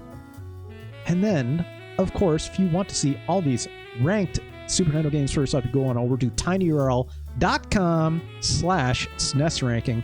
Goes to my personal website. You get to see every single one of these games that I've ranked for yourself. If you really want to know what the frickin' heck is Cosmo Police Galavan, I need to see that for myself. Come on over to tinyurl.com/SNES ranking. Click on the little link that's beside every single one of these games. They are time coded exactly to the YouTube archive of that show at exactly the moment I started playing it. Thank you so much, everyone who's ever done that. Thank you so much, everyone, for joining me today. That is the end of this stream. We'll hang out a little bit after. But for now, I will be back tomorrow with some Rocksmith. We're going to do that guitar stuff tomorrow, so stay tuned for that tomorrow. And join me the usual time, 6 p.m.-ish. Right? I always give myself a little buffer because I want to get, finishing some work stuff, and I want to make sure I spend enough time to, take a break after I'm done, not just sitting here right from work right to a stream or something like that, right? So 6 p.m.-ish, usually 6:30, right? So stay tuned for that. Otherwise, in the meantime, I will talk to y'all later. Stick around. We'll hang a little more after the stream. Exclusive for the live folks. All right, y'all. Have a good one. Peace out. Have a good night. Peace.